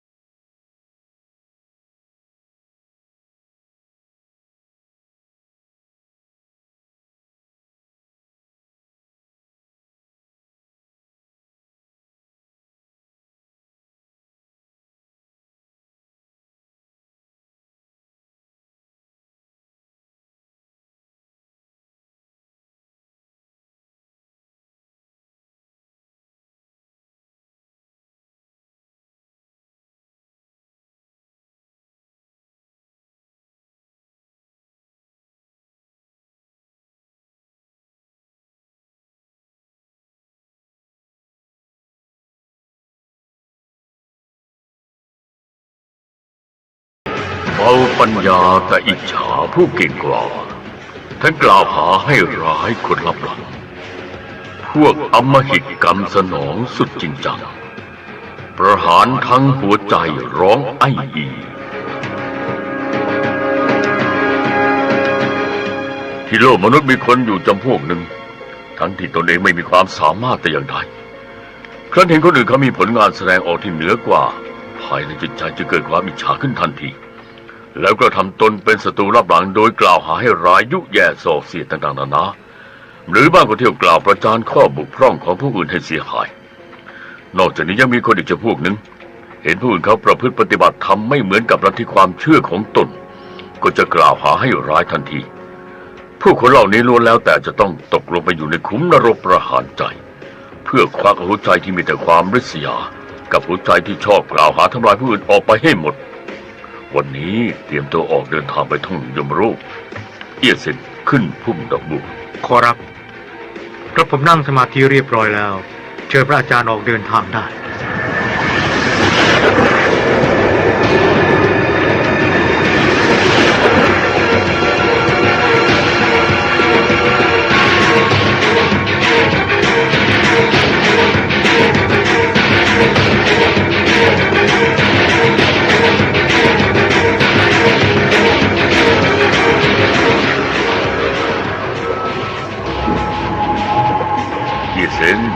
ถึงแล้วลงจากพุ่มดอกบัวที่แท้ขุมนรกประหารใจอยู่ข้างหน้านี่เองวันนี้ไม่รบกวนท่านพญายมอีกจึงตรงเข้ามายังขุมนรกประหารใจที่16และเพื่อประหยัดเวลาเอี้ยเซินท่านเจ้าขุมนรกพร้อมคณะเปิดประตูมาให้การต้อนรับเราแล้วพระอาจารย์เราเดินเข้าไปกันครับข้าขอถวายการต้อนรับสมเด็จพระจี้ฮุกกับเอี้ยเซียนสิงเสด็จมาชมอีกครั้งด้วยความยินดีขอเชิญท่านทั้งสองเข้าชมภายในขุมนรกตามสบายในขุมนรกลงโทษทรมานผู้วิญญาณบาปน่ากลัวมากเริ่มแต่ศาลาว่าการมหานรกที่1เป็นต้นมาไม่ว่าขุมนรกแห่งไหนที่ได้ไปเห็นมากับตาและฟังกับหูล้วนแต่อึมครึมอย่างน่าสะพรึงกลัวจนขนลุกขนพองทั้งสภาพของการลงโทษ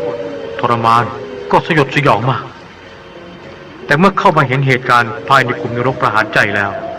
ยิ่งอเนจอนาถจนสุดที่จะทนดูได้เอี้ยเซียนสิง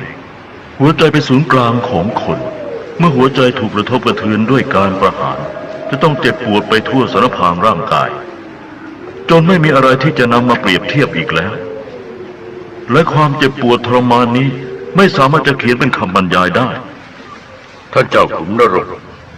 เราจะขอเข้าไปสัมภาษณ์วิญญาณบาปในที่คุมขังอีกสัก2-3 ตนเพื่อจะนำความเป็นไปเป็นข้อเตือนใจแก่ชาวโลกเชิญท่านทั้งสองรออยู่ข้างนอกสักครู่ข้าจะเข้าไปนำตัววิญญาณบาปออกมานักการยมบาลพักการทรมานไว้ชั่วคราวแล้วใช้พัดให้วิญญาณฟื้นคืนร่างสมบูรณ์อย่างเดิมทราบและพร้อมปฏิบัติตามคำสั่งแล้วนักการยมบาลรีบแก้มัดวิญญาณบาป3 ตนแล้วนำออกจากที่คุมขังให้ไปบอกเล่าพฤติการของพวกเขาเมื่ออดีตชาติแก่ท่านที่รออยู่ข้างนอกทราบคือสมเด็จพระจี้ฮุกกับเอี้ยเซียนสิงจากนครไทจุง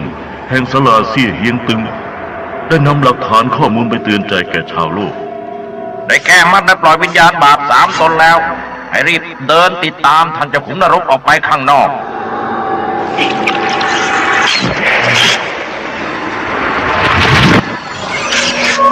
เจ้าวิญญาณบาปทั้ง3ฟังคำสั่งข้าพระสงฆ์รูปนี้คือสมเด็จพระจี้กงผู้เป็นพระอาจารย์กับชาวโลกจากศาลาเซี่ยเฮียงตึงนายเอี้ยเซียนเซ็งผู้เป็นศิษย์ท่านทั้งสองได้รับพระราชบัญชาให้เดินทางมายังยมโลกเพื่อหาข้อมูลสร้างหนังสือฉะนั้นจึงให้พวกเจ้าเล่าเรื่องที่ก่อกรรมบาปหนาเมื่ออดีตชาติตามความเป็นจริงโดยเร็วท่านจะได้นำเรื่องไปเป็นข้อมูลเขียนลงไว้ในหนังสือธรรมะสำหรับอบรมเตือนใจแก่ชาวโลกเมื่ออดีตชาติข้ามีอาชีพรับราชการเนื่องจากการปฏิบัติหน้าที่ของข้ามีผลงานไม่สู้จะดีนักแต่เมื่อเห็นเพื่อนร่วมงานได้เลื่อนตำแหน่งหน้าที่ก้าวหน้าขึ้น จิตใจของข้าจะเกิดความริษยาและโกรธแค้นเพราะข้าเข้าใจว่าหัวหน้าลำเอียงไม่ยุติธรรมจึงเป็นเหตุทำให้คิดอยากแก้แค้นจากนั้นจึงมักจะหาโอกาสกลั่นแกล้งด้วยการสร้างเรื่องเท็จฟ้องผู้บังคับบัญชาหน่วยเหนือให้ทำการตรวจสอบหัวหน้าอยู่เสมอโดยแกล้งใส่ความกล่าวหาว่าหัวหน้าทำรายงานเท็จและยังอาศัยตำแหน่งหน้าที่ช่อราชบังหลวงทั้งนี้เพื่อจะให้ร้ายแก่เขาสำหรับเรื่องของข้าก็มีเพียงเท่านี้ต่อมาเมื่อ4 ปีที่แล้วข้าป่วยเป็นโรคมะเร็งตับและถึงแก่ความตายดวงวิญญาณของข้าต้องถูกยมทูตจับกุมและควบคุมตรงมายังขุมนรกทันทีพร้อมกับนำตัวไปตรวจพิสูจน์ที่สถานกระจกส่องกรรมมีภาพปรากฏแสดงเป็นหลักฐานให้เห็นว่าเมื่ออดีตชาติของข้ากลั่นแกล้งใส่ร้ายความผู้ร่วมงานจากนั้นจงส่งตัวมายังศาลาว่าการมหาโรรุวะมหานรกที่5สมเด็จเซียมหล่ออ้วงทรงเป็นองค์พญายมและเป็นผู้ดำเนินคดีท่านกล่าวว่าเจ้าขาดความสามารถในการปฏิบัติหน้าที่แต่ยังไม่ระวังรักษาเจียมตัวและตรวจสอบแก้ไขข้อบกพร่องของตนเองกลับไปอิจฉาผู้ที่มีสติปัญญาความสามารถเหนือกว่าทั้งยังมีการไตร่ตรองให้ร้ายแก่ผู้อื่นจิตใจของเจ้าโหดเหี้ยมอำมหิตยิ่งนักแล้วท่านจึงพิพากษาตัดสินลงโทษให้ข้าตกลงมารับกรรมทรมานอยู่ในขุมนรกแห่งนี้ตั้งแต่นั้นเป็นต้นมาข้าต้องถูกนักการยมบาลใช้มีดผ่าอกควักเอาหัวใจออกตลอดเวลาทั้งกลางวันและกลางคืนครั้งแล้วครั้งเล่าต้องทนทุกข์ทรมานเจ็บปวดรวดร้าวสาหัสสากันเมื่อยังมีชีวิตอยู่ไม่เชื่อว่าผลกรรมใดๆจะตามสนองได้แต่ว่าหลังจากตายแล้วกรรมที่รับอยู่ในขณะนี้ก็ไม่สามารถจะปริปากพูดหรือร้องขอความปราณีจากใครได้พฤติการของเจ้าเป็นการทำลายความสามัคคีและเป็นแกนนำที่เป็นภัยแก่หมู่คณะความจริงแล้วเป็นการกระทำที่ไม่สมควรเลยเรื่องของการอิจฉาต่อผู้ที่มีความสามารถเหนือกว่าตนนั้นไม่ควรจะมีเหลืออยู่ภายในความนึกคิดจิตใจฉะนั้นสัตว์โลกทั้งหลายควรจะศึกษาจุดเด่นของผู้ที่มีความรู้ความสามารถเอาไว้พร้อมทั้งยกย่องให้เกียรติแก่ผู้ที่มีสติปัญญาเหนือกว่าซึ่งก็จะได้ความรู้เพิ่มขึ้นแก่ตัวเองหาไม่แล้วจิตใจที่มีแต่ความอิจฉาริษยาจะต้องถูกประหารและแล้วทั้งหมดก็ต้องจบลงเช่นเดียวกับวิญญาณบาปตนนี้เป็นแน่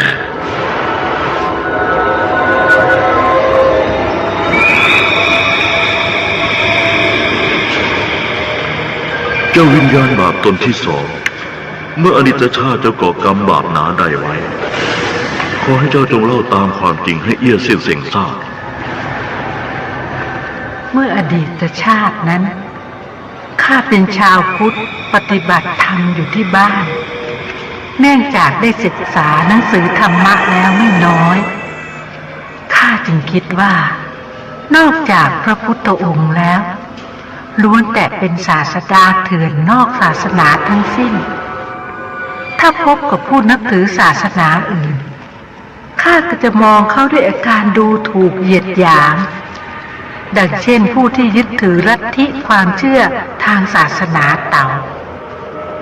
ข้าจะพูดกับเขาทันทีว่าสิ่งที่ท่านกราบไหว้บูชานั้นน่ะเป็นสิ่งที่นอกศาสนา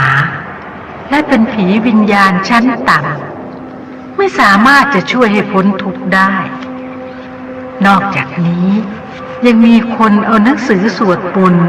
กับคำสอนธรรมะจากศาลาประทับทรงมาให้อ่านเพื่อศึกษาข้าไม่สนใจแล้วก็ยังพูดอีกว่าการประทับทรงเขียนคำสอนธรรมะนั้นเป็นผู้ผีวิญญาณของพวกมารร้ายเข้าสิงสู่อยู่ในตัวฉะนั้นอย่าได้เชื่อถือลัทธิศาสนาของมารร้าย แต่ยังไงก็ตามเถอะตลอดชีวิตของข้ามักจะกล่าวหาให้ร้ายศาสนาอื่นอยู่เสมอซึ่งมีความสามารถเรื่องนี้เป็นพิเศษทั้งนี้พอเข้าใจด้วยตัวเองว่าเป็นผู้รู้ธรรมะในพุทธศาสนาถึงขั้นสูงสุดแล้วก็ไม่มีใครจะเปรียบได้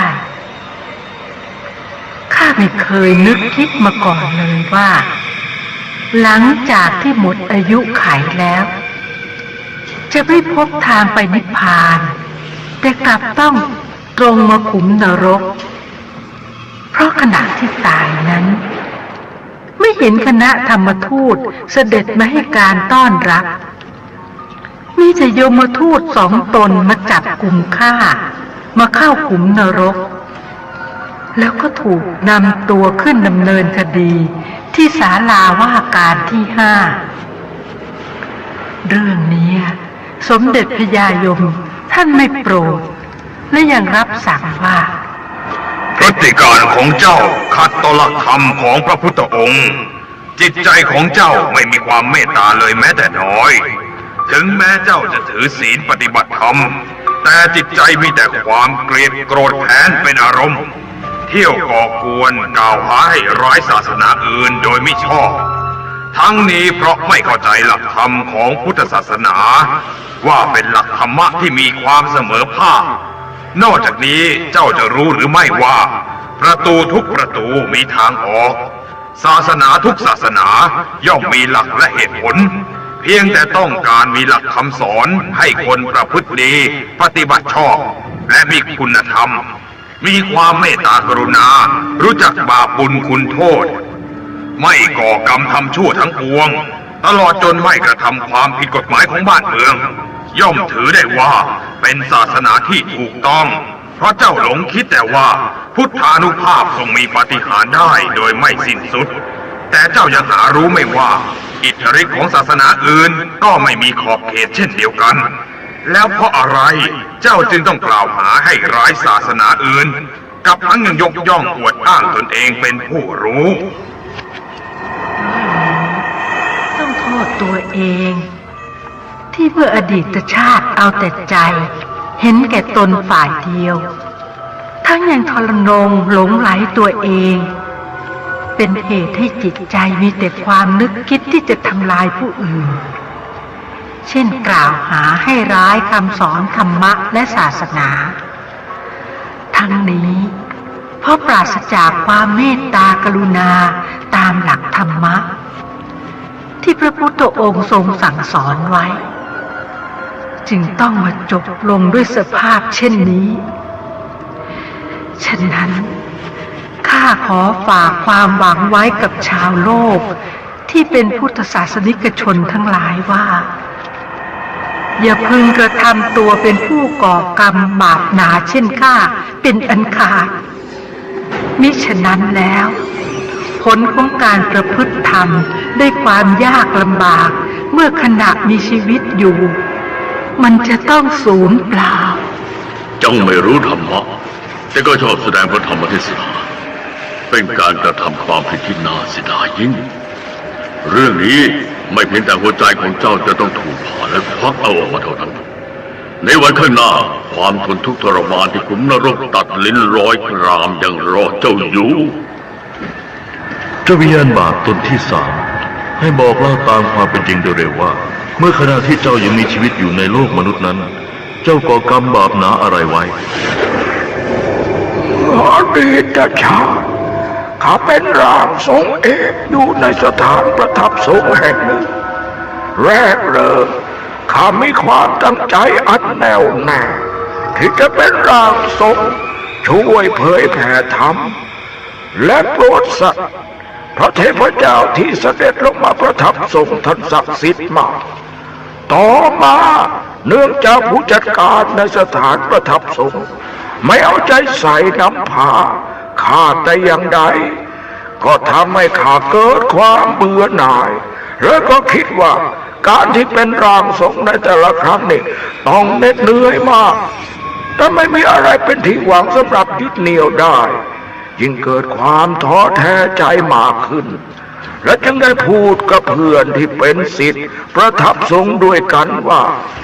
การประทับทรงเป็นเรื่องที่คนแกล้งกระทำขึ้นทุกคนอย่าได้หลงเชื่อเมื่อเพื่อนผู้รวมเป็นศิษย์ได้ฟังข้าพูดเช่นนั้น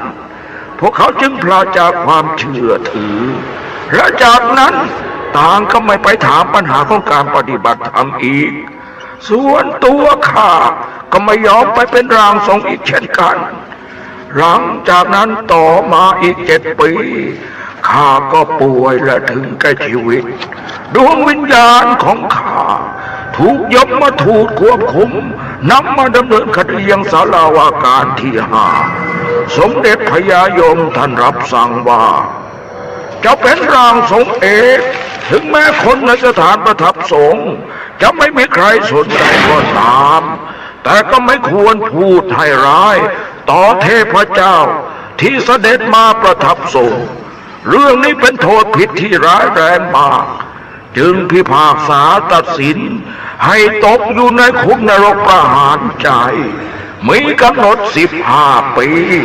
เป็นโทษฐานที่มีใจเจตนากล่าวร้ายต่อเทพเจ้าและเมื่อครบกำหนดการลงโทษที่นี่แล้วยังต้องส่งไปลงโทษทรมานอยู่ในขุมนรกแห่งอื่นอีกเรื่องนี้ข้ามาสำนึกได้ก็ต่อเมื่อสายเกินแก่ซะแล้วสมเด็จพระจีกงได้โปรดช่วยขอความปราณีให้แก่ข้าด้วยเถิดขณะที่กำลังประทับทรงร่างทรงเสมือนเป็นร่างแทนเทพเจ้าฉะนั้นชาวโลกจงจะได้ล่วงเกินด้วยกายและวาจาด้วยเด็ดขาดหาไม่แล้วจะต้องถูกลงโทษสถานหนักและไม่มีการให้อภัยการที่เทพเจ้าเสด็จลงมาประทับทรงเพื่อโปรดสัตว์โลกนั้นเป็นไปตามพระราชกำหนดแห่งสวรรค์และจะต้องได้รับพระบรมราชานุญาตจากนิกเซียนฮ่องเต้ก่อนจึงเปิดทำการประทับทรงเผยแพร่ธรรมะได้ฉะนั้นผู้ที่ล่วงเกินไม่ว่ากรณีใดๆก็ตามจึงเสมือนหมิ่นพระบรมเดชานุภาพขององค์พระผู้เป็นเจ้าดังนั้นโทษในกรณีนี้จึงไม่มีการให้อภัยเนื่องจากขณะนี้เป็นเวลาดึกมากแล้วเอี้ยซินเตรียมตัวเดินทางกลับศาลาเสี่ยเฮียงตึงขอขอบพระคุณเจ้าขุมนรกกับคณะยมเทพทุกท่านที่กรุณาชี้นำเป็นอย่างดีและขอกราบลาขอรับยินดีถวายการต้อนรับท่านทั้งสองเสด็จมาชมอีกครั้ง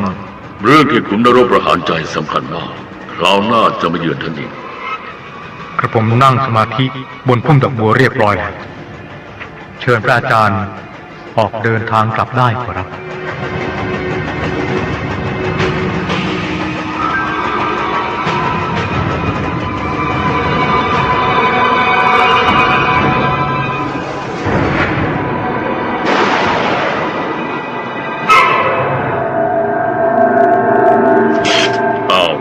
ศาลาเสี่ยเฮียงตึงแล้ว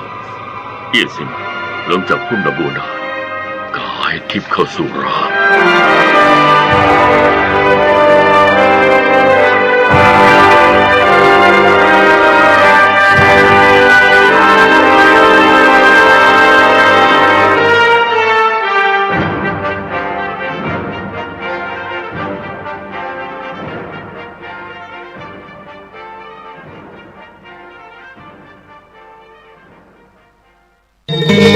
พระธาตุดอยน้อยอำเภอดอยหล่อจังหวัดเชียงใหม่ขอเชิญชวนพุทธศาสนิกชนทุกท่านร่วมงานตักบาตรเทโวโรหณะประจำปี 2568 ในวันพุธที่ 8 ตุลาคมนี้เริ่มตั้งแต่เวลา 6 นาฬิกาเป็นต้นไปณลานวัดพระธาตุดอยน้อยร่วมทำบุญตักบาตรพระภิกษุสงฆ์นับ100 รูปเพื่อความเป็นสิริมงคลแก่ชีวิตและสืบสานประเพณีอันดีงามของชาวพุทธแล้วพบกันที่วัดพระธาตุดอยน้อยอำเภอดอยหล่อจังหวัดเชียงใหม่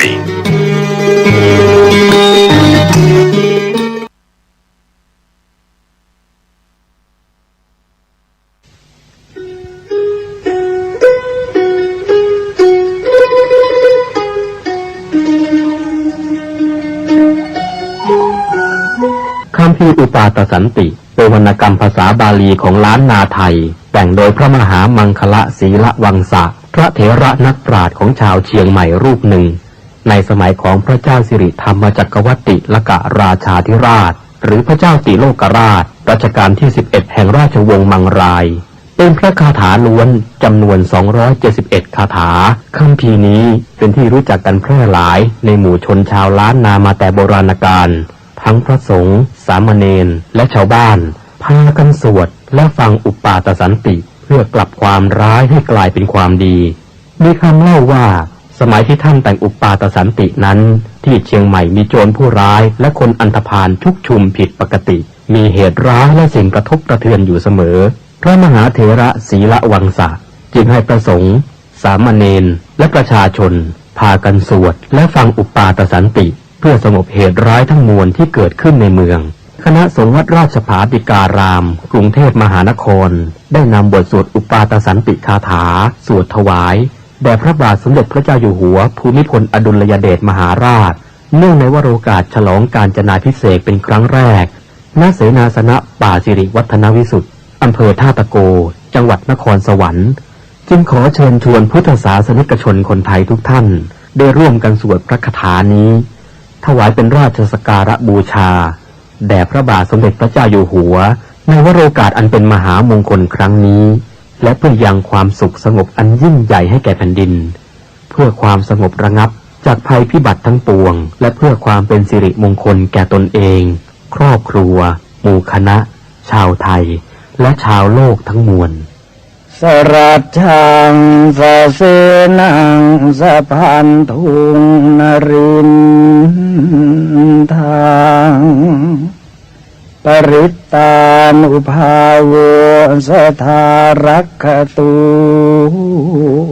ติภริตวานเมตตังสเมตตาปทานตาอวิคิตจิตตาปริตตังพนันตุสักเขกาเมจรูเปคิริสิขารตเตจันตลิเควิมาเนทีเปรัตเทจะคาเมตรุวนาคาเนเขหวัตทุมให้เขตเตภูมิมาจายันตุเทวาชลาทลาวิสเมยักขกันทัพพนาคาติทันตาสันติเกยังมุนิวรวจนังสานทโวเมสุนันตุธรรมะสวนกาโลยัมปทันตาธรรมะสวนกาโลยัมปทันตาธรรมะสวนกาโลยัมปทันตานะโมตัสสะภะคะวะโตอะระหะโตสัมมาสัมพุทธัสสะนะโมตัสสะภะคะวะโตอะระหะโตสัมมาสัมพุ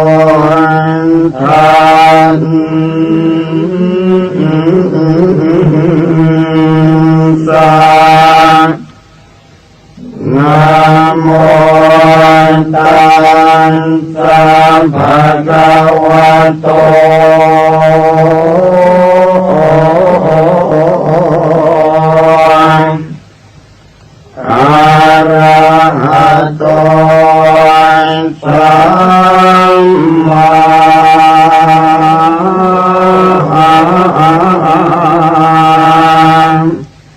สัมพุทธัส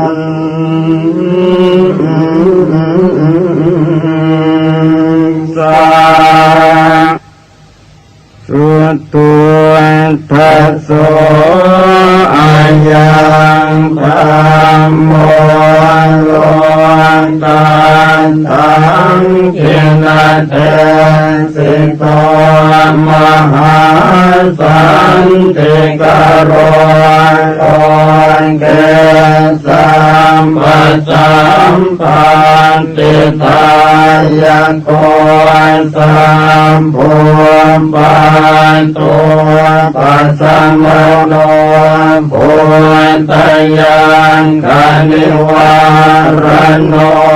อาการมันจุสมโนโสกโรกวินาสโน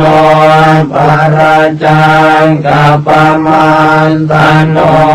รัญโยวิจยวันตโนสัมปันนิทหโรสันโตธรรมังวันกามิปุตตะโตวันตุตยานสโยยันตสังวันเนติคุณโนตเมตันสตันตสุขาโรกายโสติโยโหติสัมปทาตันหังกโรมหาวิโรสัมภโรกานุกรรมปโกวันตสังสารกรรมโนสัมปกรรมตัตโตสัทธาสัมภาภิกขุสัมภวินโทสัมปเทวคารตโมสัมภาสวัตริขิโนตตาโสทิงกโรตุโนวรรังคณสัมปันโนเมตังกโรมหามุนิจุตินตโรมหาสิริสุวรรณกิริสันนิโพธิพรุปมหากายโยมหานาโทมหาพโลมหาการุณิโกสัทธามหาสันติกโรตุโนมหาโมหตมังหันตวายโยนาโทสรนังกโรเทวาเทวมนุสานังโลกานันจะหิตังกโรพยามาปภาภิรุจิตโตนิโครตปริมันทโลนิโครตปังกปิมโพนโทสัทธาโสทิงกโรตุโนอาสิติรตโนเพโตติปังกโรมหามุนิปปานิทาวเตตันตถาเนทวันทัสโยจันเนวันสัตตตสหัสสานิตตวานโลเกวินายโกโลกาโลกตโรสันทาสัทธาโสติงกโรตุโนอาภาสิติหา ตุเปตุโกนทันโยนามนายโกสัมปทานเมหิอัสสโมสัมภปารมิตาขโมวัสสัตตสหัสสานิอายุตาสมเหสิโนโมเจตุโตสัมภปยาสัทธาโสติงกโรตุโนอัฏฐาสิติรัตนานิอาจุกโตจุตินทโรมังคโลนามาสัมพุทโธนาวติสหัสสายุโกจัปปันนรังสิโยทัสสะหัสสะโลกธาตุโยปรันตาตาสัจจาแทนติเอสะโสทิงกโรตุโนนาวติรัตโนเปโตสุมโนนามนายโกกัญจนาจรสังกาโสนาวติสหัสสายุโกอุเปโตปุณตะกุณเนหิสัมปสันตหิเตสโกกโรตุโนมหาสันติงอารกยัญจะสุขังสัตตา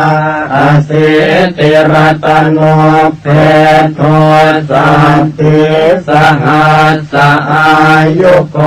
เรวะโตนามาสัมพุทโธสัมปโลโกตโร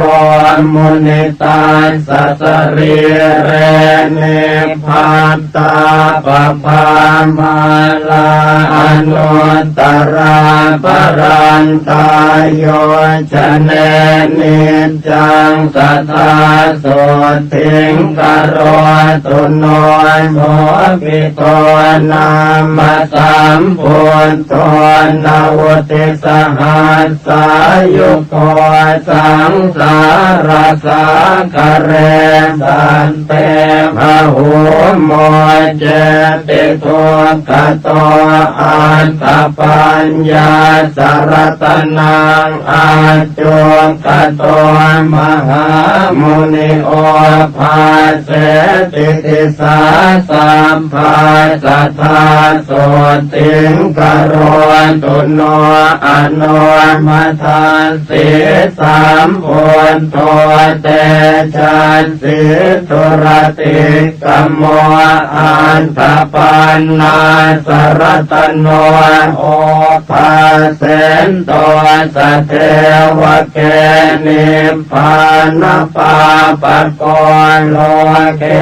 วัสสัสตสหัสสายุกโรตุโนมหาสันติงสุขิตาจะมยังสัทธาปทุโมนามาสัมพุทโธโลกเจโธนราสะโพอันตปัญญาสารตโนอาทิตโยววิโรจติวัสสัสตสหัสสานิอายุตาสมเหสิโนโสปิปุณโต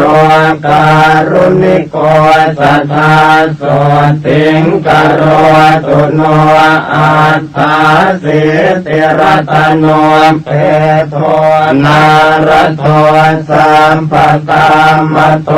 นิรันตรังทิวาราติงโย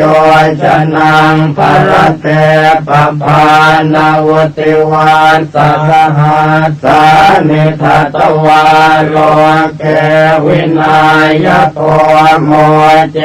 ติตุกโตสัตเตโสปิโสติงกโรตุโนอันตปันนาสรตโนปตุโมตโร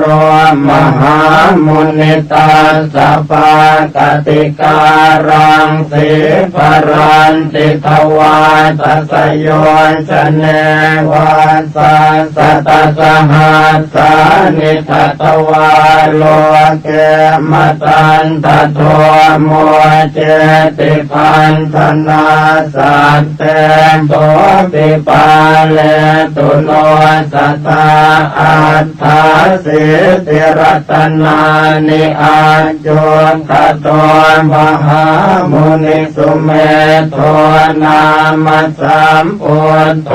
นวุติสหัสสายุโกตัสสะปาตติการังสีปรันติโยชนังสัทธาปาเลตุโนสัทธาปุตโตปเยหิวิวิเทหิจปัญญาสารตโนเพโทสุชาโตนามนายโกเหมวันโนมหาเวโรมหาธรรมวิโนตโนนาวติวัสสหัสสานิอายุตาสมเหสิโนโสติปุตโตการุณิโกสัทธาโสติงกโรตุโนอาสิติรัตโนเพโทปิยทัตติมหามุนินาวุติวาสสหัสสานิทัตวาโลกาคณายโกโสติสัพพคุณโนเปโตสัพพโลกสุขัมปโตสัมปโตสังวินาเสนโตสัพพังโสติงกโรตุโนอาสิติรัตโนเปโตอันตตาสินราสโพวาสัสตสหัสสานิโลเกอัฏฐาสินายโกตัสสะปาคติการังสีภรันติโยชนังสัทธานิรันตรังทิวาราติงนาโทโสติงกโรตุโนธรรมทัสสิจะสัมพุทโธอสิติหัตถโมคขโตอติโรจติเตเจนะสะเทวะสุรมานุเสวะสัตตสหัสสานิทัตวาโลเกมหายโสสัมปสันเตปโมเจติพยาราคตุโนสัทธาสิทธัตโธนามาสัมพุทโธสัตติรัตนโมคโตติภเวโสติชนะโกสัตตาสหัสสะอายุโกสังสารสาคาราโลเกสันตาเรตวาสเทวเกนิพพาเปติจโยสันตาสัทธาโสติงกโรตุโนสัตติรัตนโมเพโทติโสโรกาคณายโกอนุปโมอัสสติโสอตุโลอุตตโมชิโนวาสัสตสหัสสานิอายุตาสมเหสิโนอาโรกยัญจะมหาสุขังโหตุโนตัสสะเตจะสาอัตตปันนาสรตโนปุตโตโลกาคณายโกจะนำผู้จังวิโรเทนตัวนิพพาเป็นตัวสัทเทวเกณวุติวัสสหัสสานิทัตวาโลเกมหายโสอุตรันโตปะหุสัพเตสัทธาโสติงกโรตุโนอาสิติรัตโนเพโท วิปัสสิโลกนายโกปภานิทาวเต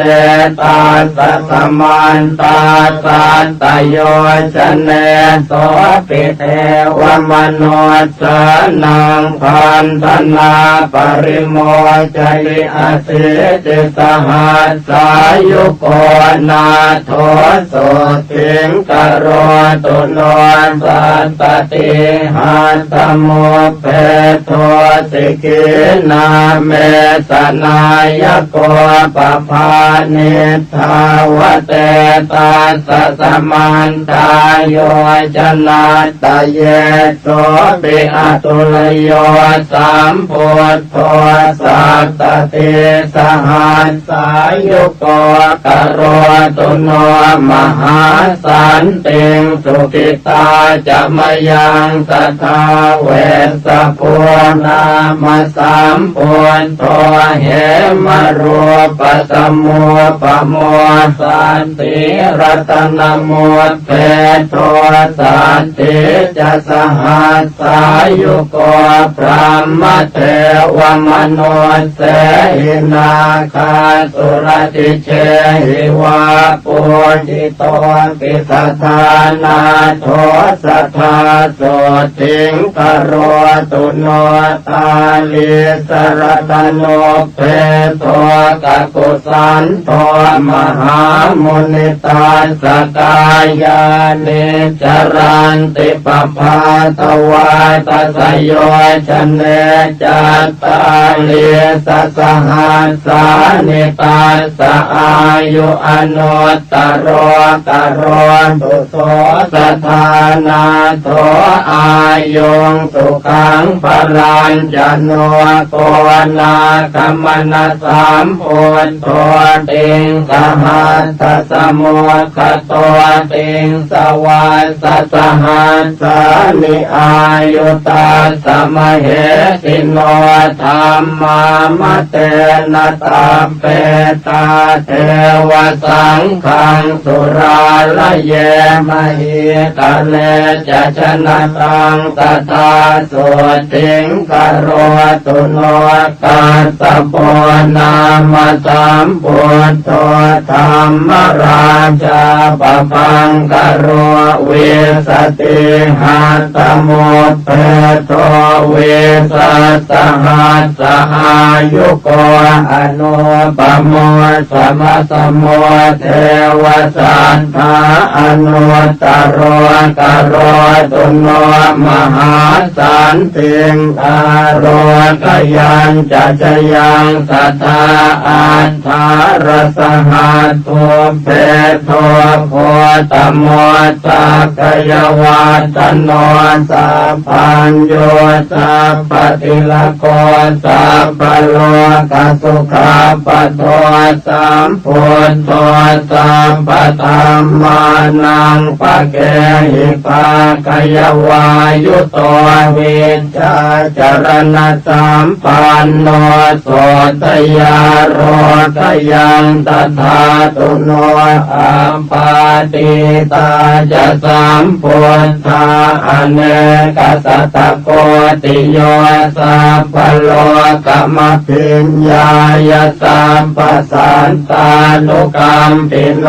สัพพเวรปยาติตาสัพพโลกสุขัมปทานสัพพโทสังวินาเสนตาสัพพโสติงกโรนตุโนอนาคเตจะสัมพุทโธเมตตโยเทวปุจิตโตมหิติโกมหาเทวมหาสันติงกโรตุโนสัพเพปัจเจกสัมพุทธานิโรธชานโกวิธานิราลยานิราสังฆาอัปปมัยยามเหสโยทุเรปิวินัยเยติสวาสัมปัตตาตังกเนนะเตสันเดติกะปะเลกัตวาสัทธาสันติงกโรตุโนสวากขาตาติสัม ปันโนธัมโมสัพปริยติโกสังสารสักการาโลเกตาเรติจินโกจารกิเลสชาลวิทังสีวิสุทโธปุตตะเสวิโตนิพพานกัมมโนสันโตสัทธาโสติงกโรตุโนศีลาติคุณสัมปันโนสังโฆมัคคะภะเลติโตจิตตินทริโยจิตตปาปอนตากินายโยอนุตตโรหนาสวะปริสุทธโธนิราสาโสภวาภเวนิพพานโคจรสันโตสัทธาโสติงกโรตุโนอัญญาตะโกนทัญญาเถโรรัตตัญโยนังอะโก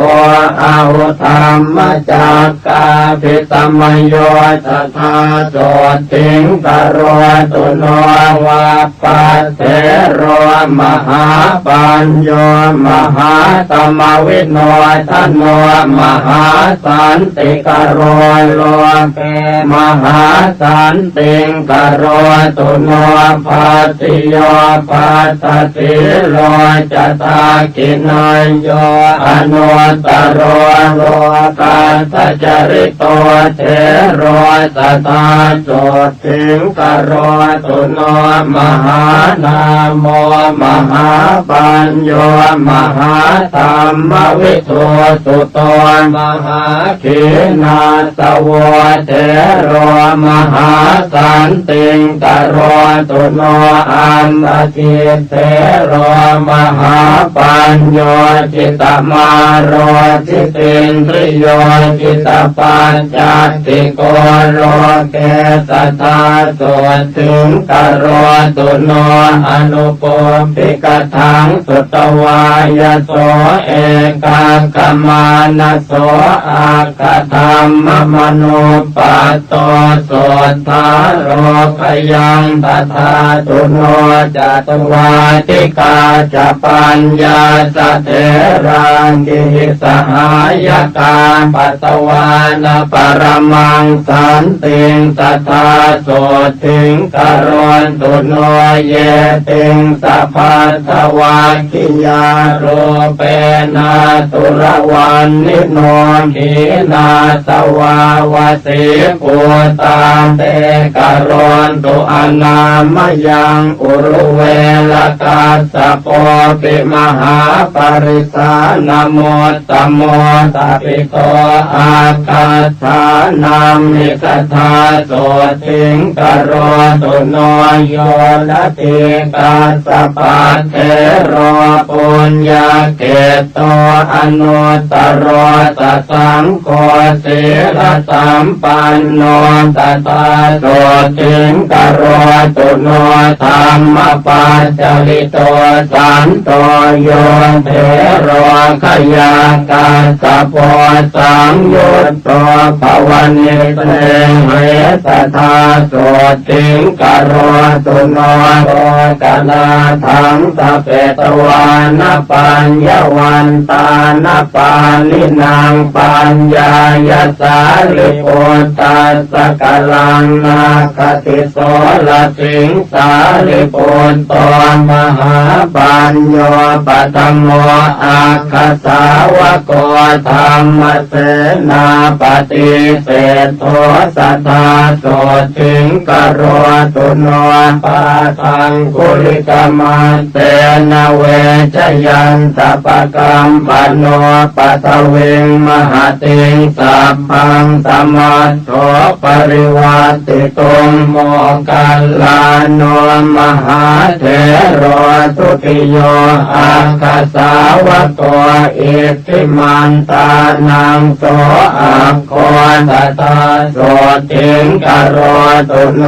มหากัสสปัตเถโรปิโอตัสสะตนะกันนิโพตุตะกุณากนิกิตโตตติโยสัตตุสาวโกอรัญญวาสาภิรโตปังสุ โกรัตโรมุนิสุขตัสสะสนตโรสัทธาโสติงกโรตุโนอาปาติอนาปาติยาสเตกิจจายโกวิโตวินัยเยอาคันเนกิตโตอุปาลิสัตตุวันนิโตวินัยเยปารมิปัตโตวินัยโคจโรมุนิกโรตุโนมหาสันติงโสทยาโรขยังตถาตุโนอนุโรธมหาเถโรติปจักขุนโมตัมโมยาติเสโตภะคะวะโตโสทยาโรขยังตถาตุโนโอจากุริกานังอาโคปติโยสุสมาหิโตกาลิโกทายาปุตโตจัตตาโสติงกโรตุโนอานันโตปุตตุปัฏฐาโกสังเกติสาตุสัมมะโตปะหุสุโตธัมมตโรสัทธาโสติงกโรตุโนกิมิโลสิริสัมปันโนมหาสุขสัมมาปิโตมหาขีนาสโวจาโตมหาสันติงกโรตุโนครุวาสังวสิตวานปัสสันโนพุทธศาสเนภคุจารหัตังปัตโตสัทธาโสติงกโรตุโนกุลังปัสสะทัชนะโกกาลุทายเยมหิติโกเอตตังคาติโตเทโรสัทธาโสติงกโรตุโนเตโตธรรมกติกานังเป็นนางเวทานปารโกปุณโน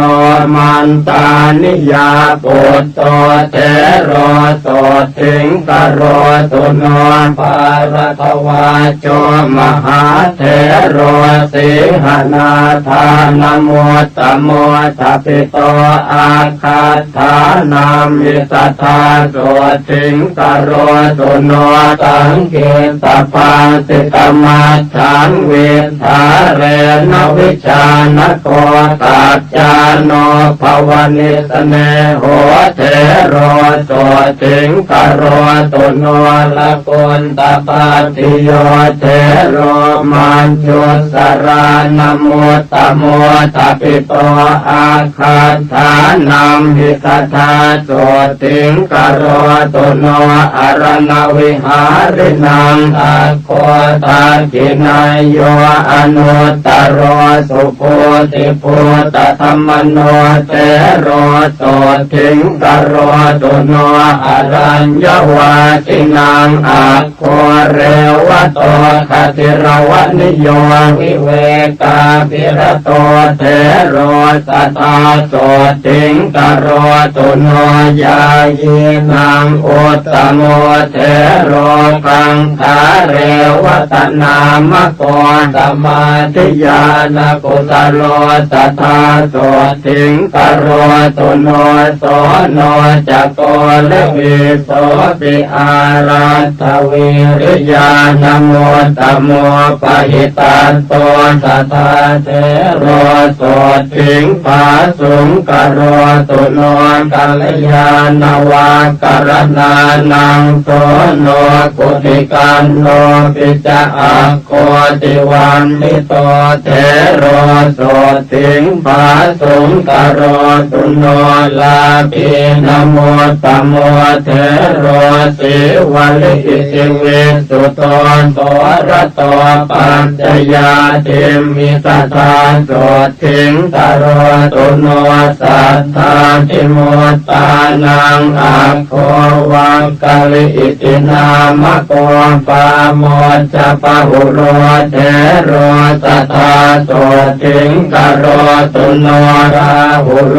ปุ ทปุตโตปิเกขากามานโมตโมทายาโทสัพพธรรมเมตุมหาสันติงกโรตุโนสัทธายาปาปจิตวานรัตถปาโลปรังกมิเอตตังเขติโตเยวสัตตาโสติงกโรตุโนคุณทธาโนมหาเถโรสรากังปตมังคโตตติโตเยวทานังมิทธาโตทิงกโรตุโนปฏิภาณวันตานัมปิอาโคติตุตวันนิโตวังกีโสอะระหะเสโทสัทธาโสทิงกโรตุโนสัมมันตปาสาธิกานังอาคาธานังอิตาปิโตอุปเสโนวังคันตะปุตโตสัทธาโสทิงกโรตุโนทัพโตมันละปุตโตเทโรเสนาสนปัญญาภโกทัปิโตอาคาธานังมิสัทธาโสทิงกโรตุโนปิลินตวันจะสัมมโนเทวตานังปิโยอาหุทปิโตอาคาธานังมิโสทยาโลกยังตถาตุโนภาหิโยตารุกิริโยขิปปาปิญญาณโมตโมตโรตุโนมหาสันติงอาโรคยังจะชยังสัทธากุมารกัสสปะเทโรจิตตกถินโมตโมมิชาวิตากุปัจเจโตสัทธาโสทิงกโรตุโนปฏิสัมภิตาปัฏฐานังอาการตานังวิตาปิโตโกติโตอะระหะเสโตสัทธาโสทิงกโรตุโนอัปปาภาโทมหาเถโรอัปปาภาทานโมตโมภากุโลอะระหะจาโตสัทธาโสทิงกโรตุโนปุพเพนิวาสเวทีนังอัคโคติพุทธวันนิโตโสปิโตนามโสเทโรสัทธาโสทิงกโรตุโนมหากัมปินาเทโรปิภิกขุโอวาทโกอาหุกุสโลโอวาททานเนสัทธาโสทิงกโรตุโนภิกขุโนวาทตานาโคนันทโกอิติวิสุโตปาเลตุโนสัทธาเทโรโสทิงภาสุงกโรตุโนอินทริเยสุขุตตตวารโรอังคาธาเนติโตอาหุนันทันเทโรวสิปัตโตสัทธาโสทิงกโรตุโนเตโชธาตุกุสลานังอังคาธานังมิทปิโตสาตโตนามโสเทโรโสทิงภาสุงกโรตุโนสัญญาวิวัตกุสโลปทานโนภาวนารโตโพตติโสมหาปันโทมหาสันติงกโรตุโนจุลปันตกันเทโรติมโนมยาปินิมิโตทัปิโตอาคาธานังมิสัทธาโสทิงกโรตุโนปฏิภาณยกานังตุอาคาธานังมิทัปิโตราโตเทโรมหาโสทิงกโรตุโนอนามยังโลกจิวรธรานังภิกขุนังอุตตโมอาหุโมกราชมหาเถโรมหาสันติงกโรตุโนวิมโล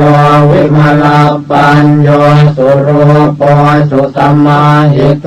ระโชนลิมปฏิคันเตมหาสันติงกโรตุโนธรรมปาโลมหาปาโลมหาธรรมตโรย ยติมหาขีนาสวโลเกมหาสันติงกโรสุโนจักขุปาโลมหาเถโรปทานโนศิรสังวุตโตปหิตัสโตมหากายโยมหาสันติงกโรสุโนสัพพเวรพยาติโตนารโตอาสวะขโยมหาสันติกโรโลเกสัทธาโสทิงกโรตุโนปุถทปุชายนิรโตจินปาติปรายโนสัทธรรมสวโนเทโลสัทธาโสทิงกโรตุโนปัจฉิมภวสัมปัตโตโคตโมภาวนารโตราคะขยมโนปัตโตสัทธาโสทิงกโรตุโนเสนาสเน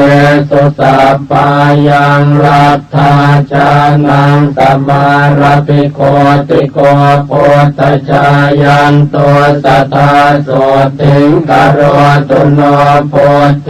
ปัสสันนมานะโสสุปาหุปัญจลีกโต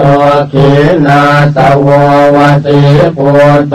มหาสันติงกโรตุโนวิปัสสนายปัสสุโตวันนิโยสุสมาหิโตสัตโตยายีวันเนวาสิสัตตาโสทิงกโรตุโนโอติโยวินัยตโรอติกันโตนรามเรธาเรนโตอันติมังเทหังสัทธาโสทิงกโรตุโนวิมโรวิรโชจันโลชาโตปันตระเกตุนาพิมพิสารัตโชเทโรสัทธาโสทิงกโรตุโนรัมมารัญเยวติตวานภาเวนโตกุสลังปะหุงโยคะเขมมโนปัตโตสัพพิโยสันติงกโรตุโนปุเพนิวาสังจานันโตเทปจักขุวิโสทโนนาคิโตระระหังปัตโตโสทยาโรคยังตถาตุโนปาติโมกมโนปัตโตวิจโยรัญญโคจโรลาภาลาภิตถาสังเสสัทธาโสทิงกโรตุโนตัณหาชตังวิชเตตวาวัตเตตวานวิปัสสนังสังกราจิโตมหาเถโรมหาสันติงกโรตุโนอรัญญวาสาภิรโตภวเนติสมุหโตธัมมานังปารมิปัตโตอุตตโรปาตุโนพยาปุเปปุญญานิกัตวานะปุปโยคังสมารปิอุตโพระหตังปัตโตสัทธาโสทิงกโรตุโนสมาปันติสมาปันโนจรพินโยมหิติโกสิวโกพุทธชายันโตสัทธาโสทิงกโรตุโนสัตตาริยธโนเทโรตนิโยตัมปสาคโรวันตสังสารคมโนสัทธาโสทิงกโรตุโนปัญจขันเตปริญญายภาวยิตวานเนปุติงปัตตวานปรมังสันติงโพธิโยปาตุโนพยาอุปนิสยสัมปันโนอุจจโยปุตตมามะโกโลกาตปัสสุโตเทโรสัทธาโสทิงกโรตุโนปุตตาปัสสะทสัมปันโนปัปปเจกินัสสาสเนสัญจโยนามโสเทโรสัทธาโสทิงกโรตุโนมารัญจโยมหาเถโรรามเนโยมหิตติโกนิพพานนินนจิตโตโสสัทธาโสทิงกโรตุโนอุปปาปัญจปุญญัญจว เวติวัตโตอนาสโววิรัตเถโรระหัปปัตโตจตาโสติงกโรตุโนปุณณมาสมหาเถโรปังสุโกลตโรยติโปปะเกจวิติงกัตวามหาสันติงกโรตุโนปัญจจินโนปัญจชโหปัญจจุตริภาวโนปัญจสังฆาติโคเทโรสัทธาโสติงกโรตุโนโพเทราคังวิจารเรนโตจินภันติปรายโนเทลังคสิโสวังสัทธโรสัทธาโสติงกโรตุโนปัญโยปันนานิอภโยนิคันตินาติชีวิเตอจิโตโสมหาเถโรมหาสันติงกโรตุโนวิวัตเนสเยปุญเยกัตวาสัมพุทธปฏิมากุลาเถโรระหัปปัตโตมหาสันติงกโรตุโนวิปัสสิธรรมทายาโทเถโรนิโคธนามโกนิปานากรรมสันติโทสัทธาสันติงกโรตุโนติโสวิจาอนุปัตโตสุขันโทนามโสระหาสัพพปะปะปริขีโนสัทธาโสติงกโรตุโนนันติโยสัทธาสัมปันโนจิตกเลโสมหาเถโรอภิญญาปารมิปัตโตสัทธาโสติงกโรตุโนกิเลสาชาปิตาเยนะจิตธรรมระเตนะโสธรรมาระปุตตวิมโรสัทธาโสติงกโรตุโนเทวโลกมนุเสสุอนุพุทธวาวิโพติโยติสัทเถโรมหาปุตโตมหาสันติงกโรตุโนสุวิมุตโตมหานาโคติหิวังเกหิมุตตะโกสุมังกโรมหาเถโรมหาสันติงกโรตุโนนิราคโรนิราสาโสมลคีระวิโสทโนวิเวกาภิรโตโคตโตสัทธาโสติงกโรตุโนปวิเวกมโนปัตโตกิริมานันทนามโกภาเวนโตกุสเลธรรมเมสัทธาโสติงกโรตุโนพุทธศาสนามาระโตสมิติภาวนาระโตสมิติคุณสัมปันโนสัทธาโสติงกโรตุโนอาราจิตจิโนสันโตโชติเถโรมหาระหาวิโมตโตสัพพสังสาราสัทธาโสติงกโรตุโนเสนาสนานิปันตานิเสวันโตชานมาระปิจรพิญโยมหาจุนโท